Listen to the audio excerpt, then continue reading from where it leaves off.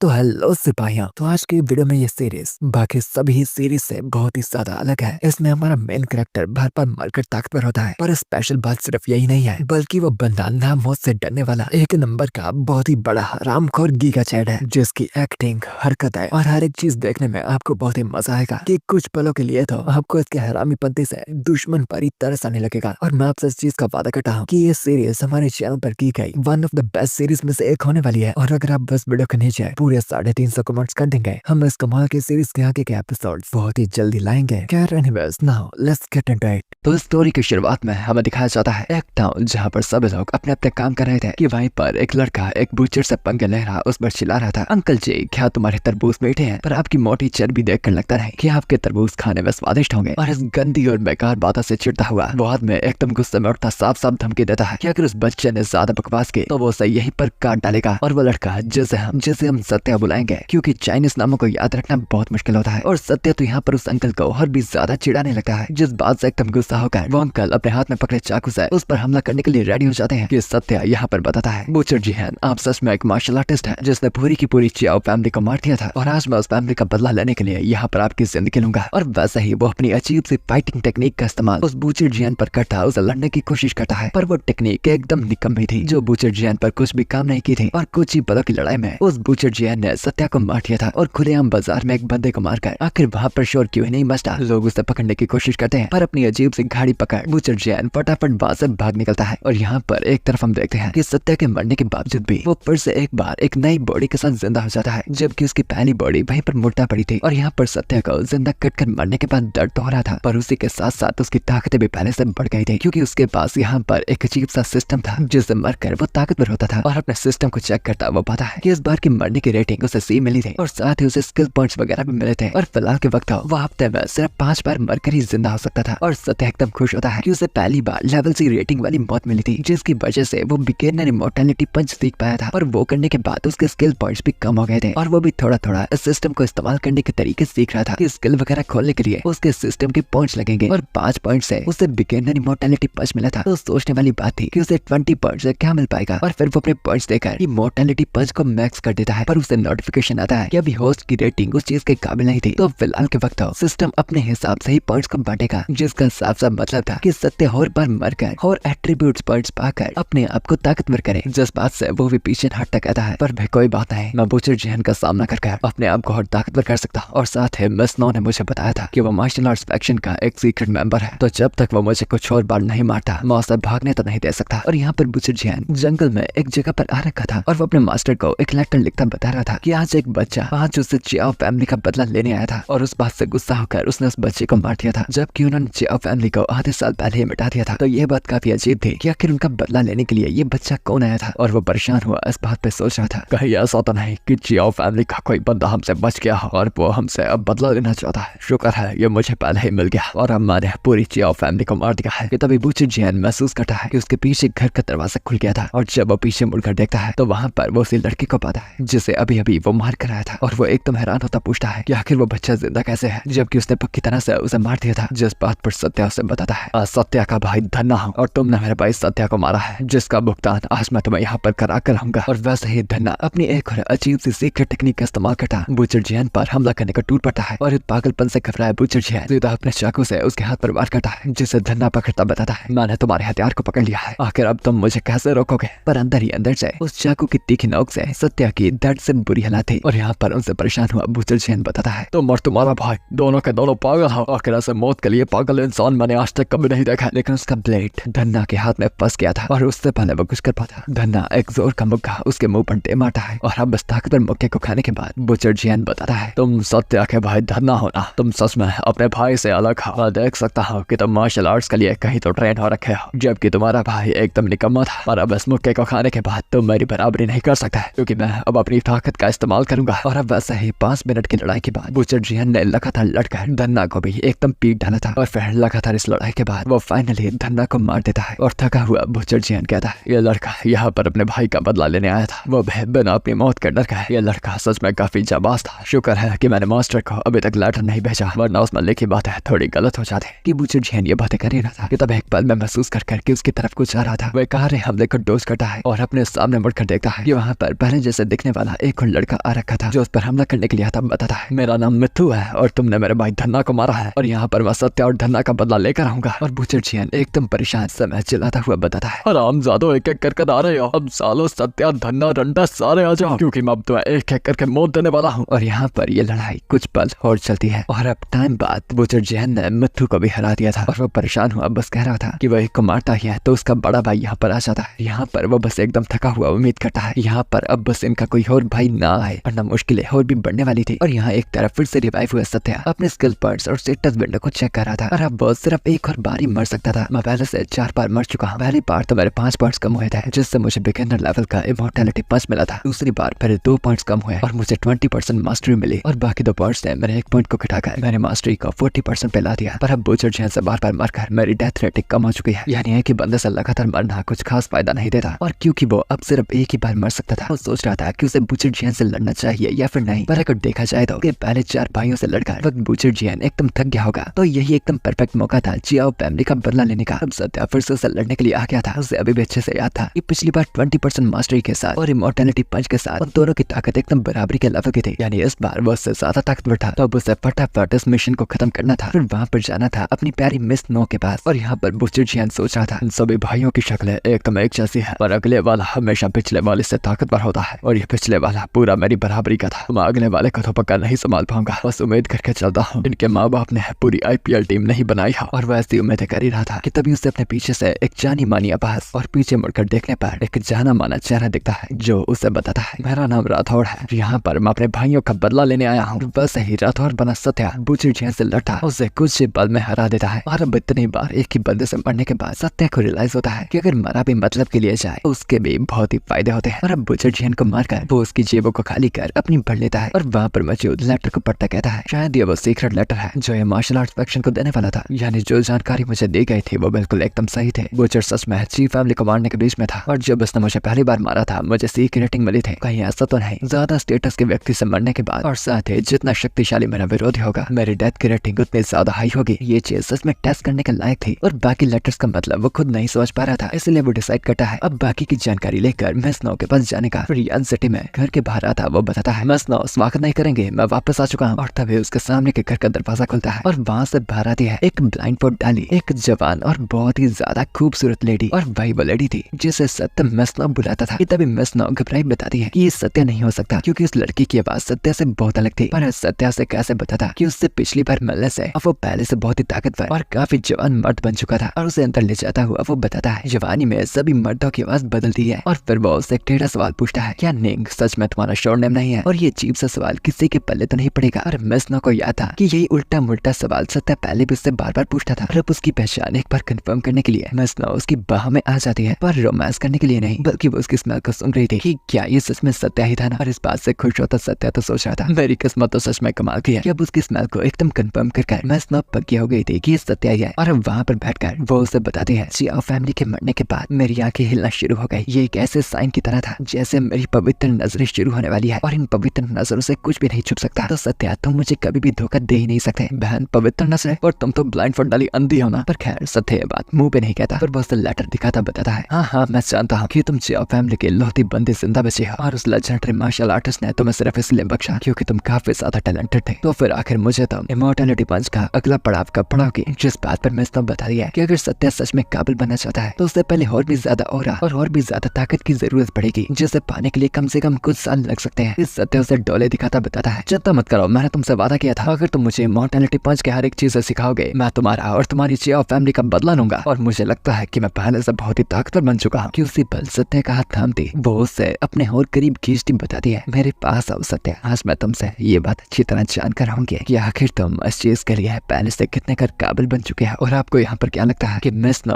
किस चीज की बात कर रही थी? सत्या के किसी शरीर के हिस्से को छूने के बाद मिस नो रियलाइज करती है कि जो भी उसने अपने अंदरपन में छुआ था वो चीज तो काफी सख्त सी थी, जिस बात से उसे सत्या पर एकदम शक होता है। और वो घबराई हुई उससे पीछे हटती पूछती है कि आखिर सत्या ने उसे अपनी कौन सी चीज को छूने दिया था? जिस बात पर अपने बाइसेप्स को दिखाता वो बताता है बेशक मिस नो मैंने तो अपने बाइसेप्स को छुआया था, आपको क्या लगा कि आपने क्या छू लिया है? इस बात को टालती वो बताती है हम बस एक दूसरे को काफी कम टाइम से जानते हैं और तुम इतने ज्यादा जल्दी ताकतवर कैसे हो गए? कहीं तुम कोई जादूगर तो नहीं? और परसों उसके मसल को छूती वो बताती है कि सच में ताकत को पाना बहुत मुश्किल होता है, पर सत्य इतनी जल्दी ताकतवर हो पा रहा था। जिस बात पर हाँ करता सत्य बताता है, तो अगर आपको लगता है कि मैं काफी मेहनत से काम कर रहा हूँ, मुझे वो इमॉर्टैलिटी पंच सिखाते क्यों नहीं, क्योंकि इमॉर्टैलिटी पंच जंग फैमिली की एक स्पेशल स्किल है और अगर सत्य उसे पूरी तरह से सीख लेगा वो अपने बुढ़ापे में पहुंचकर भी हमेशा उतना ही ताकतवर रहेगा, यानी अपनी पीक स्टेज से कभी भी नीचे नहीं होगा। और फिर मसना उसे बताती है कि इस एक महीने में सत्य ने बहुत मेहनत की थी और बुचर जियन ने भी अभी तक इस इमॉर्टैलिटी पंच को मास्टर नहीं किया था, पर उसके हाथों में बहुत ही ज्यादा ताकत थी। तो फिर जब सत्य की ट्रेनिंग कंप्लीट हो जाएगी और वो उस बुचर को मार पाएगा, मसना उसे बाकी की ट्रेनिंग देने का वादा करती है, पर सत्य उसे बताता है कि उसे किसी का वेट करने की जरूरत नहीं, क्योंकि उसने उस बुचर को पहले ही मार दिया था। और ये बात उसे एकदम हैरान कर देती है, क्योंकि पिछली बार तो उसे अच्छी तरह से याद था कि सत्य उस बुचर के लेवल के बिल्कुल करीब तक भी नहीं था। और सत्य उसे बताता है, चिंता मत कीजिए मसना, मैंने उस बुचर को पहले के साथ साथ उसका एक सीक्रेट लेटर भी ढूंढा है, पर मैं अच्छी तरह समझ नहीं पा रहा मैं किस तरह के कोड वगैरह लिखे गए हैं। और मसना जो की अंधी होनी चाहिए थी, किसी तरह से उस कोड को समझ पा रही है, जो की मार्शल आर्ट फैक्शन का सीक्रेट बात करने का तरीका था, जिससे अब वो इस बात से पक्की हो गई थी सत्य ने उस बुचर को हरा दिया था। तब वो उसे इमॉर्टैलिटी पंच को पूरी तरह से मास्टर करने के बाकी तरीके बताएगी। वो सत्य को उसके सामने बैठकर मेडिटेट करने को कहती है, ताकि साथ ही साथ वो उसे इंस्ट्रक्शंस वगैरह दे पाए। और फिर आधे घंटे की मेडिटेशन के बाद वो इमॉर्टैलिटी पंच के एडवांस स्टेज में सिर्फ 40% ही पहुंच पाया था, जिससे परेशान हुआ वो सोच रहा था मास्टर में कोई बदलाव तो नहीं आया। और इस इमॉर्टैलिटी पंच को खुद से मास्टर करने से आसान मैं बार बार मरकर सिस्टम के पॉइंट से मदद लूं, और वो करने के लिए मुझे बूचर से भी शक्तिशाली दुश्मनों को ढूंढना पड़ेगा। और अब टाइम बाद मसनो ने उस लिखे गए लेटर के सभी सीक्रेट कोड्स को सेट कर दिया था, और अब वो सत्य को इस लेटर को पढ़ने को कहती है, जो हैरानी से सोच रहा था मसनो तो अंधी थी, तो आखिर इन्होंने ये कोड कैसे बाहर निकाल दिया, कहीं ये मेरे सामने एक्टिंग तो नहीं कर रही। और वो इस चीज को चेक भी करता है, पर नहीं, वो कोई एक्टिंग वगैरह नहीं कर रही थी। और फिर बैठकर वो उस लेटर को पढ़ने लगता है कि क्रिम्सन एम्पायर जल्द ही कैपिटल को छोड़ने वाले हैं और मार्शल आर्ट फैक्शन ने अपने सभी मेंबर्स को बुलाया है। और सत्य बताता है कि ये एक असैसिनेशन का लेटर है, जिस बात को सुनते ही मसनो भी बताती है कि मतलब मार्शल आर्ट फैक्शन का प्लान था एम्पायर को असैसिनेट कर मरवाने का। और वो पूछती है कि क्या यहाँ पर कहीं भी एम्पायर के पते के बारे में लिखा है, जिस बात पर सत्य बताता है कि ये कोड वर्ड्स अभी भी काफी अजीब है और वो फिलहाल के वक्त सिर्फ इतनी बात का मतलब निकाल सकता है। और अब परेशान हुए मसनो सत्य को बताती है ये मार्शल आर्ट फैक्शन एकदम हरामखोर है, और ये बात तो पक्की है, ये जिस चीज की प्लानिंग करते हैं वो उसमें कामयाबी पाकर रहते हैं। और सत्य पूछता है कि क्या ये फैक्शन सच में इतना ताकतवर है, जिस बात पर वो बताते हैं मैंने तुम्हें पहले भी बताया था ना, फैक्शन और उस लेजेंडरी मार्शल आर्टिस्ट के बारे में जिसने पूरी चाव फैमिली को मार तो दिया था और उसकी वजह कभी नहीं बताई। और वो बताती है कि वो लेजेंडरी मार्शल आर्टिस्ट जो सुप्रीम मार्शल आर्ट मास्टर में से दूसरा सबसे शक्तिशाली होगा, उसने मार्शल आर्ट फैक्शन को बनाया था और बाकी फैक्शंस और गैंग को तबाह किया था। उसने बाकी सभी फैक्शंस के सीक्रेट आर्ट्स को हड़प लिया था, उन्हें अपने लिए रख लिया था और अपने उन खास मेंबर्स के लिए, ताकि वो अपनी सेना की ताकत को बढ़ा पाए। और जियाओ फैमिली का इमॉर्टैलिटी पंच ने फर्स्ट जनरेशन के सरदार से मिला था, पर उन्हें भी मार दिया गया। और एकदम गुस्से में मसनो बता रही थी मैं तुम्हें इमॉर्टैलिटी पंच इसलिए नहीं सिखा रही ताकि तुम जाकर उस लेजेंडरी मार्शल आर्टिस्ट को हरा, बल्कि बस एक दिन मैं चाहती हूँ कि एक दिन मैं खुद अपने हाथों से उस हरामजादे को मार पाऊं। और सत्य समझ ही पा रहा था कि मसनो उस मार्शल आर्टिस्ट से बहुत ही ज्यादा नफरत करती थी और वो भी उसका साथ यहाँ पर नहीं छोड़ना चाहता था। कि फिर वो उसे बताता है मेरे पास एक आइडिया है, क्या तुम्हें लगता है कि मैं इस फैक्शन को ज्वाइन कर सकता हूँ, जिस बात पर मसनो को समझ नहीं आता या कि अचानक सत्य को क्या हो गया, जबकि वो पहले उसका साथ देना चाहता था और अब वो इन हरामियों के फैक्शन को ज्वाइन करना चाहता था। जिस बात पर सत्य उसे बताता है इस फैक्शन को ज्वाइन करूंगा और फैक्शन के लिए क्रिम्सन एम्पायर को असैसिनेट करके मार दूंगा, जिससे इंपीरियल कोर्ट और फैक्शन की आपस में दुश्मनी हो जाएगी। और अगर मैं फैक्शन को ज्वाइन नहीं कर पाया तो मैं फैक्शन के लोगों को हराता चाहूंगा और कोशिश करूंगा इनके पूरे असैसिनेशन के प्लान को जानने की, और यह फिर मैं असैसिन की तरह एक्ट करूंगा और इंपीरियल कोर्ट का शक इनकी तरफ खींचूंगा, जिससे हम कुछ कर तुम्हारा बदला ले पाएंगे। और उसकी चिंता में मसनो बताती है कि ऐसे पागलों वाले प्लान से तो सत्य पर कमाना चाहेगा, पर उसके लिए तो ये चांस था एम्परर का असैसिन बनने का, और अगर वो एक असैसिन मरकर मरा था उसकी डेथ रेटिंग पक्का हाई होगी, जिससे एक्सपीरियंस पॉइंट्स भी ज्यादा मिलेंगे। और साथ ही वो फैक्शन जिसे दूसरे सबसे शक्तिशाली मार्शल आर्टिस्ट ने बनाया है उनके पास पक्का काफी सीक्रेट आर्ट्स की बुक्स होंगी, और अगर वो उस फैक्शन का मेंबर बन पाए तो वो भी उन बुक्स को पढ़ पाएगा। और सत्य जैसे बंदे के लिए जिसके लिए मरना भी एक वरदान की तरह है, ये जगह तो उसके सपनों की जगह थी। और सत्य बताता है और अगर ये मार्शल आर्टिस्ट सच में आपकी बातों से इतना शक्तिशाली है तो फिलहाल के लिए उससे बदला लेना नामुमकिन के बराबर है, इसलिए यही हमारा बेस्ट प्लान हो सकता है। पर मसनो इस प्लान से बिल्कुल मना करती है और उसकी चिंता में खड़ी हुई बताती है कि ऐसे बेवकूफों वाले प्लान के साथ सत्य बस बेवजह मारा जाएगा, और वो ऐसा बिल्कुल नहीं चाहती। गीगा चैन बनता सत्य बताता है और मौत से डरने की क्या जरूरत है, जबकि वो अंततः सबकी आएगी और उसके सेंट को महसूस करती। बस तो जान पाती है कि सत्य यहाँ पर डर नहीं रखा था और ना ही वो घबरा रहा था, बल्कि ऐसा लग रहा था कि जैसे वो ये काम करने के लिए बहुत ही ज्यादा एक्साइटेड था। पर उसे इतनी बात समझ नहीं आ रही थी कि क्या सत्य के लिए इमॉर्टैलिटी पंच सीखना इतना जरूरी था कि बस चीज के लिए अपनी जान को कुर्बान करने के लिए रेडी था, या फिर वो उससे कुछ और चाहता था। ये कुछ और से ही उसके मन में बस एक ख्याल आता है, वही एक ख्याल जो आपके मन में भी आया होगा कि कहीं ऐसा तो नहीं सत्य उसके साथ रोमांटिक सी रातें बिताना चाहता है। तभी सोचूं मैं क्यों कहते हैं अंधे लोगों की इमेजिनेशन ज्यादा खतरनाक होती है। और सत्य देखता है कि मसनो को अजीब से दौरे पड़ने शुरू हो गए थे थे। फिर वो अपने आप को मनाती है कि नहीं, सत्या जैसा वॉरियर ऐसे ख्याल नहीं सोचेगा, पर वो फिर भी उसे एक बार कंफर्म करती है कि सत्या उसके लिए इतनी चीजें कर रहा था तो क्या बदले में वो उसके लिए कुछ भी कर सकती है। जिस बात पर वहाँ करता बताता है कि मिस्नो उसके लिए कुछ खास कर सकती है, पर उस खास चीज का टाइम अभी नहीं था। फिलहाल के लिए तो उस चीज को रास रहने देगा और जब टाइम आ जाएगा फिर मिस्नो को बताएगा। और अपन फालतू की बकौती के बाद सत्या से पूछता है कि क्या मिस्नो को इस बूचर जिया के अलावा कोई इस मार्शल आर्ट फैक्शन का मेंबर पता था। जिस बात पर वहाँ करती बताती है अब वो अगला मेंबर था यान सिटी का लॉर्ड गुओ यान, जो एक जानी मानी हस्ती थी।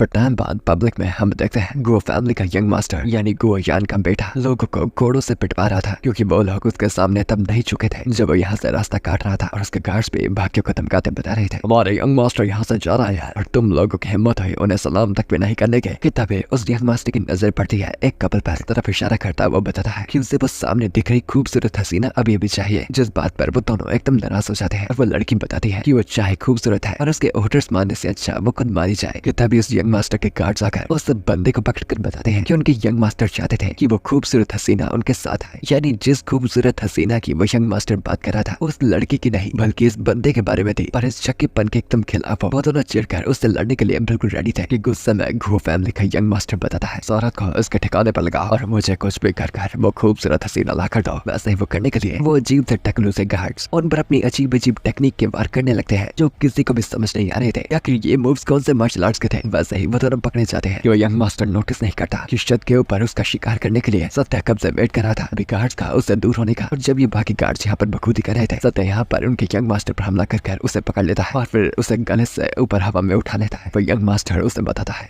बच्चा मुझे छोड़, मेरा बाप इस सिटी का लॉर्ड है। पर सत्या से पूछता है तो वो इस बात का क्या करे, क्या लड्डू बांटे, और अगर नहीं तो ठीक, और अगर हाँ तो कौन से, मिठे या फिर खट्टे। गुस्सा से उबलता हुआ यंग मास्टर बताता है मेरा बाप जल्दी यहाँ पर आने वाले हैं और जब वो यहाँ पर आएंगे तो मुझसे बचकर नहीं भाग सकते और उनके आने पर पक्का तुम बस अपनी मौत की भीख मांगोगे। और ये मौत की भीख यही तो सत्या चाहता था, एक अच्छे और तगड़ी मौत। और ओरिजिनली सत्या का प्लान था आकर यहाँ पर इस हरामजादे को मारकर खुद उसके गार्ड से लड़कर मर जाने का। पर अगर एक्चुअली में खुद लॉर्ड आकर उसे यहाँ पर मारेगा तो उसकी डेथ रेटिंग पक्का ज्यादा होगी। कि तभी उसका इमोर्टलिटी सिस्टम भी इस मौत को एकदम कैलकुलेट करता है। बताता है कि अगर सत्या इसी तरह से मरेगा तो उसकी C+ डेथ रेटिंग तो पक्का आएगी। और ये पहली बार था ऐसा नोटिफिकेशन सत्या को आया हो, यानी इम्प्रूव हुआ सिस्टम भी सत्या की इस बात से एग्री था। तब उसका कुछ भी कर गोल था उससे सिटी लॉर्ड से मरना। यहाँ पर वो दोनों लड़की और लड़का जिन्हें लगा था कि सत्या यहाँ पर उनकी मदद करने के लिए आया था उससे बताते हैं कि सत्या जैसे जवान हीरो को उनकी रक्षा करने के लिए इस अनजान लड़ाई के बीच में आने की जरूरत नहीं थी। पर यहाँ पर सत्या का चेहरा देखकर उन्हें थोड़ा थोड़ा शक हो रहा था कि नहीं शायद ये बंदा कुछ और ही चाहता है। और वो दबाकर उस यंग मास्टर को थप्पड़ मारा था जैसे कि उसकी कोई इज्जत ही नहीं थी। और वो गार्ड्स को साफ साफ धमकी देता है कि अगर वो और करीब आए तो वो उसे यहीं के यहीं मार देगा। और अब डरा हुआ यंग मास्टर भी बस कह रहा था भाई तू पागल है, तू खुद तो मरेगा, मुझे छोड़ दे भाई। कि उसे हॉट थप्पड़ मार मार के पीटता हुआ सत्या उसे कह रहा था अपने बाप को जल्दी बुला, बड़ी बड़ी बातें कर रहा था ना, आकर वो मुझे मारेगा, कब आता है वो बता मुझे। तभी उस जगह पर तेज घोड़ों के चलने की आवाज आती है क्योंकि सिटी लॉर्ड गुओ युआन वहां पर आ चुका था। और वो अपने सामने देखता है अपने बच्चे को इस बुरी हालत में जैसे सत्या ने उठाकर बहुत ही मारा था। और सत्या महसूस कर ही पा रहा था यह बंदा तो सच में काफी ताकतवर लग रहा था। अब गुओयान की एक चिल्लाने की आवाज से ही उसका और हर जगह पर फैल रहा था। सत्या महसूस कर ही पा रहा था कि गुओयान ने पक्का काफी अच्छी मार्शल आर्ट सीख रखी थी कि वो सिर्फ अपनी चिल्लाने की आवाज से ही लोगों को अपनी इतनी ताकत महसूस करवा सकता था। और यहाँ गुओयान अपने मन में सोच रहा था उस बच्चे का और भी कमजोर है और शायद यहाँ पे मार्शल आर्टिस्ट बनने की शुरुआत पे है। किसी को ऐसा ही हवा में उठा लेना इसकी शारीरिक ताकत तो काफी है, जिससे पता लगता है कि यह ताकतवर तो है। और फिर गुओयान अपने ताकतवर ओरा को अनलीश करता है और उसके उस ताकतवर और भयंकर ओरा के सामने वहाँ के सभी लोग बस झुकने पर मजबूर हो रहे थे। और सत्या भी महसूस कर पा रहा था जैसे उसके कंधों पर बहुत ही ज्यादा भार था और उस ओरा से उसका बच्चा तो पहले बेहोश हो गया था। यहाँ पर कमजोरी ना दिखा था, उस दर्द को सहता अभी भी खड़ा रहता है। और ये देखकर कि कोई इसका प्रेशर सह पाया था, जबकि नॉर्मली लोग उसके बाद चलने के हालात में भी नहीं होते थे। जिस बात से इम्प्रेस हुआ वो अपना एटीट्यूड बदलता सत्या से पूछता है मेरे छोटे दोस्त इतनी जल्दी नहीं करते और प्यार से बात को डिस्कस करते हैं। मेरे बच्चे ने शायद बहुत ही बुरी चीजें की है, पर प्लीज उसे इस बार जाने दो और मैं अगली बार से उसे संभाल के रखूंगा। जिस बात से सत्या को समझ नहीं आता कि आखिर ये हराम कर उसे माफी की मांग रहा है, जबकि उसे लगा था कि वो पहले से धमकाएगा फिर मार देगा। अभी तक सिस्टम की तरफ देखकर डेथ रेटिंग अभी तक कम नहीं हुई थी, यानी उसके पास अभी भी मौका था गुओयान को भटकाने का। और फिर वो उस पर चिल्लाता है कि उसका बच्चा यहाँ पर दिन में जवान लोगों को छेड़ रहा था। कि फिर गुओयान उन दोनों की तरफ मुड़ता उनसे माफी मांगता पूछता है ये दोनों तो लुहान फैक्शन के डिसाइपल हैं, आपके फाउंडर और मैं काफी अच्छा दोस्त है, तो किसी दिन आकर इस माफी के बदले मैं आपको कुछ तोहफे दे दूंगा, तो क्या आप मेरे बच्चे को यहाँ पर माफ करोगे। और वो लुहान फैक्शन के दोनों चाहते थे वो इस वक्त यान सिटी के अंदर थे यहाँ पर बात को बढ़ाने जाने का कोई फायदा नहीं था। तो वो भी चुपचाप उस माफी को एक्सेप्ट करते, बस अपने काम से काम रखते हैं और इस लड़ाई को यहीं पर खत्म करते हैं। कि यहाँ सत्या पूछता है कि इन दोनों को छोड़ो और बाकी सिटी के लोग जिनको ये बेवजह पट्टे मार रहा था उनका क्या। रब उस पर चिल्लाता है, गोयान तुम्हें सच में लगता है पाप करने के बाद कुछ पैसे देकर माफी मांगने से हर एक कर्म बस मिट जाते हैं, पर लगता है कि तुम हमेशा से यही करते आए हो और शायद तुम्हारा बच्चा हमेशा ऐसे पाप करता रहता है और बाद में तुम अपने पैसों के सहारे हर एक मुश्किलों को आसानी से टाल देते हो। जिन लोगों को इसने बेवजह मारा है आखिर तुम उन मौतों का भुगतान कैसे करोगे। मेरे ख्याल से इसका सबसे बेहतर तरीका होगा सबसे पहले तुम्हारे बच्चे की जान लेना। और गोयान थोड़ा परेशान था क्योंकि सत्या उसकी बात बिल्कुल नहीं मान रहा था और उल्टा सिटी में उसकी रेपुटेशन खराब कर रहा था। और फिर वो उससे पूछता है, तो आखिर तुम मुझे क्यों नहीं बताते छोटे बच्चा कि अपने बच्चे को तुमसे छुड़वाने के लिए मुझे भुगतान में तुम्हें क्या देना पड़ेगा। जिस बात पर सत्या से बताता है, तुम्हें ये गलतफहमी किसने डाली कि मैं उसे छोड़ने वाला। और मेरी एक बात अच्छे से जान लो, तुम मुझसे सिर्फ मेरे मरने के बाद ही बचा सकते हो, वरना मैं तो उसे छोड़ने वाला नहीं। अब सभी लोग सत्या की तरफ देखकर उसकी तारीफ कर रहे थे कि उनमें से कोई भी वहां पर सत्या को जानता तक भी नहीं था, पर वो फिर भी इंसाफ के लिए लड़कर अपनी जिंदगी कुर्बान करने के लिए रेडी था। और यहाँ पर अब गोयान भी बताता है कि अगर सत्या ने ये फैसला कर लिया था तो उसके पास और कोई रास्ता नहीं बचा था। तभी सत्या महसूस करता है कि एक एल्डर अचानक ही उसके पीछे आ गया था और स्किल्स इतनी ज्यादा तेज थी कि अगले ही पल उसने सत्या के हाथों को एक अजीब सी रस्सी में बांधकर उसे पकड़ लिया था। और नॉर्मल बंदा ये होने के बाद क्या सोचेगा कि अब वो मारा जाएगा, पर सत्या बस खुश हुआ सोच रहा था मजे आ जाएंगे, मेरी पहली हाई रेट वाली मौत। यहाँ अब उसे बंदी बनाकर गोयान भी उसके नजदीक खत्म से पूछता है, आज तक के जिन भी लोगों से मिला उन्होंने हमेशा अपनी औकात के हिसाब से जुबान लड़ाई है, पर तुम अलग हो। बच्चा है, तुम्हारा नाम क्या है। जिस बात पर सत्या उसे बताता है, मेरा नाम सत्या है और मेरा कोई भी बैकर नहीं है, तो तुम्हें कोई भी चिंता करने की जरूरत नहीं, क्योंकि मेरे मरने के बाद भी तुमसे बदला लेने के लिए कोई नहीं आएगा, तो तुम मुझे बिना चिंता के मार सकते हो। सत्या के इस हिम्मत की दाद देता हुआ गोयान उस एल्डर को सत्या को छोड़ने को कहता है। इस बात से सभी एकदम कंफ्यूज थे। गोयान उसे बताता है कि सत्या सच में एक बहुत ही काबिल और एक बहुत ही हिम्मतदार इंसान था। अगर वो उसकी आर्मी को ज्वाइन करना चाहेगा और उसकी कंट्री के लिए सर्व करना चाहेगा तो वो कभी भी उसके स्टेट में आके रिपोर्ट कर सकता है। सत्या के यहाँ पर आंसू निकल गए थे क्योंकि उसने स्क्रिप्ट में कुछ और लिखा था और ये कहानी को छोड़ जा रही थी और बेचारे को ऐसा लग रहा था कि जैसे किस्मत उससे कोई बता मजाक कर रही थी। और फिर गोयान अपने बच्चे के पास जाकर उसे एक जोर का थप्पड़ दे मारता बताता है कि उसके बच्चे को सच में अकल नहीं है और ना ही कुछ शर्म है जो घर ले जाकर वो उसे अच्छे से देने वाला है। और फिर अपने घोड़े पर बैठकर वो सत्या को बताता चाहता है कि वो कभी भी उससे मिलने के लिए उसके एस्टेट में आ सकता है। यहाँ ये सारी बातें देखते लोग भी बातें करने लगे थे कि बेशक उनका यंग मास्टर एकदम कमीना था, पर उनका सिटी लॉर्ड तो एकदम समझदार था जिसने इस वॉरियर को माफी दे दी थी और ऊपर से सत्या का अपनी आर्मी में वेलकम भी किया था। कि सत्या अंदर ही अंदर से बस रो रहा था, ये क्या है, ये कुछ भी मतलब नहीं बनता। मैंने अपने आखिरी शब्द भी सोच लिए थे, मरने से पहले मैं क्या बोलूंगा। ये बेटे बाप के जोड़े एकदम हरामखोर थे, हरामखोरों ने मेरे मरने के प्लान को एकदम बर्बाद कर दिया। इस सिस्टम की तरफ देखकर वो पाता है अभी भी estimated death rating C+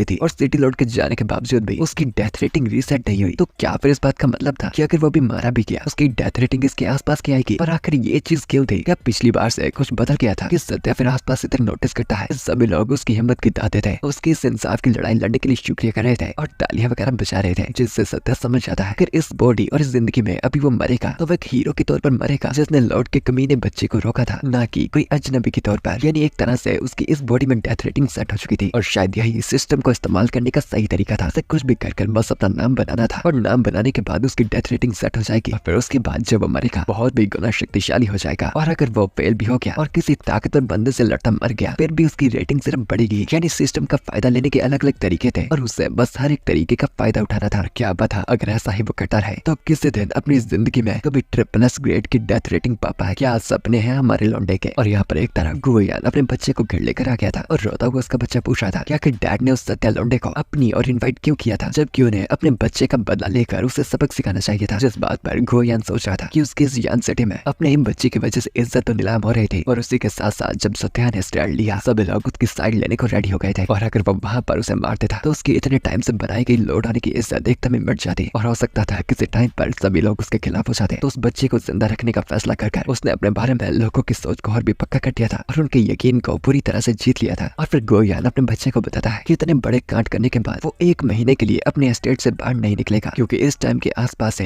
his highness यानी उनके सीनियर बड़े राजा जल्दी यान सिटी का चक्कर लगाने आने वाले हैं। तो अगर उसका बच्चा उसके सामने आएगा और अगर उन्हें ऐसे कांड के बारे में पता चला तो वो कभी भी उसे मार सकते हैं। जिस बात पर एक्साइटेड हुआ उसका बच्चा भी पूछता है कि क्या सच में क्रिम्सन एम्पायर आने वाला था, और अगर ये सच था तो ये जानकारी उसके बाप को कहाँ से मिली। जिस बात पर हंसता हुआ गोयान बताता है, तुम्हें क्या लगता है तुम्हारे पिता को एम्पायर इस ट्रिप की जानकारी खुद क्यों देंगे, क्योंकि किसी को जानकारी पहले देने से हो सकता है असलसन हमला करने के लिए इकट्ठे हो जाए। क्योंकि एक्चुअली में हम जानते थे कि ये गोयान उस फैक्शन का मेंबर था और उसके पास शायद इस असैसिनेशन की जानकारी थी। और गोयान का बेटा उससे पूछता है कि क्या वो सच में सत्या को अपनी यान सिटी की आर्मी ज्वाइन करने देंगे। जिस बात पर वो बताता है शायद सत्या इस आर्मी को ज्वाइन करे या फिर ना करे, उसके पास उसे संभालने के और भी कई तरीके थे, पर अगर वो उनकी आर्मी को ज्वाइन कर लेगा तो ये चीज सबसे बेहतर होने वाली है, क्योंकि फिर वो उसे ईस्ट माउंटेन पर भेज देगा जहाँ पर कुछ टाइम से काफी चोरी चकारी हो रही है। सुनने में आया है कि एक्चुअली में वहाँ पर जाने वाले लोग जिंदा वापस नहीं आते। और यहाँ पर एक तरफ सत्या आकर सारी बात मसनौ को बताता है कि कैसे उसने उसके बच्चे को पीटा था, पर वो लॉर्ड उसे अपनी आर्मी में ज्वाइन करवाना चाहता था। जिस बात पर मसनौ साहब बताते हैं कि ये बस एक साजिश थी, और हकीकत सत्या बताता है ये साजिश ही तो उनका मौका था अपनी मंजिल तक पहुंच पाने का। और उसकी इस हरकतों से मसनौ को सच में उसकी चिंता होती थी, और फिर वो अपनी खुफिया पॉकेट से एक टेक्निक की डायरी को निकालती बताती है कि सत्या हमेशा से मरने वाली कांड करता रहता है। वो उसे एक सीक्रेट आर्ट देना चाहती है जिससे सत्या को ताकत तो बहुत मिल जाएगी और उसके ओरा को पहले से डबल कर देगी, पर उसके मसल्स को एकदम चीट पाट देगी। और ये जिया फैमिली की कलेक्शन से सेलेस्टियल डीमन डिसमेंटलिंग टेक्निक थी, जिससे भागर सत्य बहुत ही खुश था, क्योंकि धीरे धीरे कर उसकी स्किल्स की कलेक्शन बढ़ती जा रही थी। और फिर मसनौ से बताते हैं कि बेशक उसे हासिल करने के लिए सत्या को पहले दबाकर ट्रेन होना होगा और सबसे पहले ओरा को पाना होगा, तभी वो इस डिसमेंटलिंग टेक्निक को सीख पाएगा। सत्या, तुम्हारी हरकतें और तुम्हारी हिम्मत बिल्कुल एक ग्रेट वॉरियर्स की तरह है। तुम्हारी इसी सोच और चीजों की वजह से तुम इन मार्शल आर्ट्स को सीख पाते हो, और शायद इसी कारण तुम बाकियों से जल्दी ताकतवर हो पाते हो। पर खैर उस सिस्टम के बारे में कौन बताए। और फिर चिंता और प्यार में वो बताती है कि उसने ये टेक्निक उसे इसलिए नहीं दी ताकि सत्या फिर से पागलों की तरह अपनी जान को कुर्बान करता है, बल्कि उसने उसे ये टेक्निक दी थी ताकि सत्या के जिंदा रहने की चांस बढ़ते जाए। वो भी इस बात पर खुशी खुशी हाँ करता है, पर मसनौ को भी उसकी बातों से नहीं लग रहा था कि ये लड़का सुधरने वाला था, क्योंकि उस किताब को पकड़ा वो बस जोर जोर से हंस रहा था। और फिर टाइम बाद हमें यान सिटी का आर्मी कैंप दिखाया जाता है, जहाँ पर अब सत्या आ चुका था। और उस आर्मी कैंप पे वो अपने लिए परफेक्ट हथियार चूज करता है, एक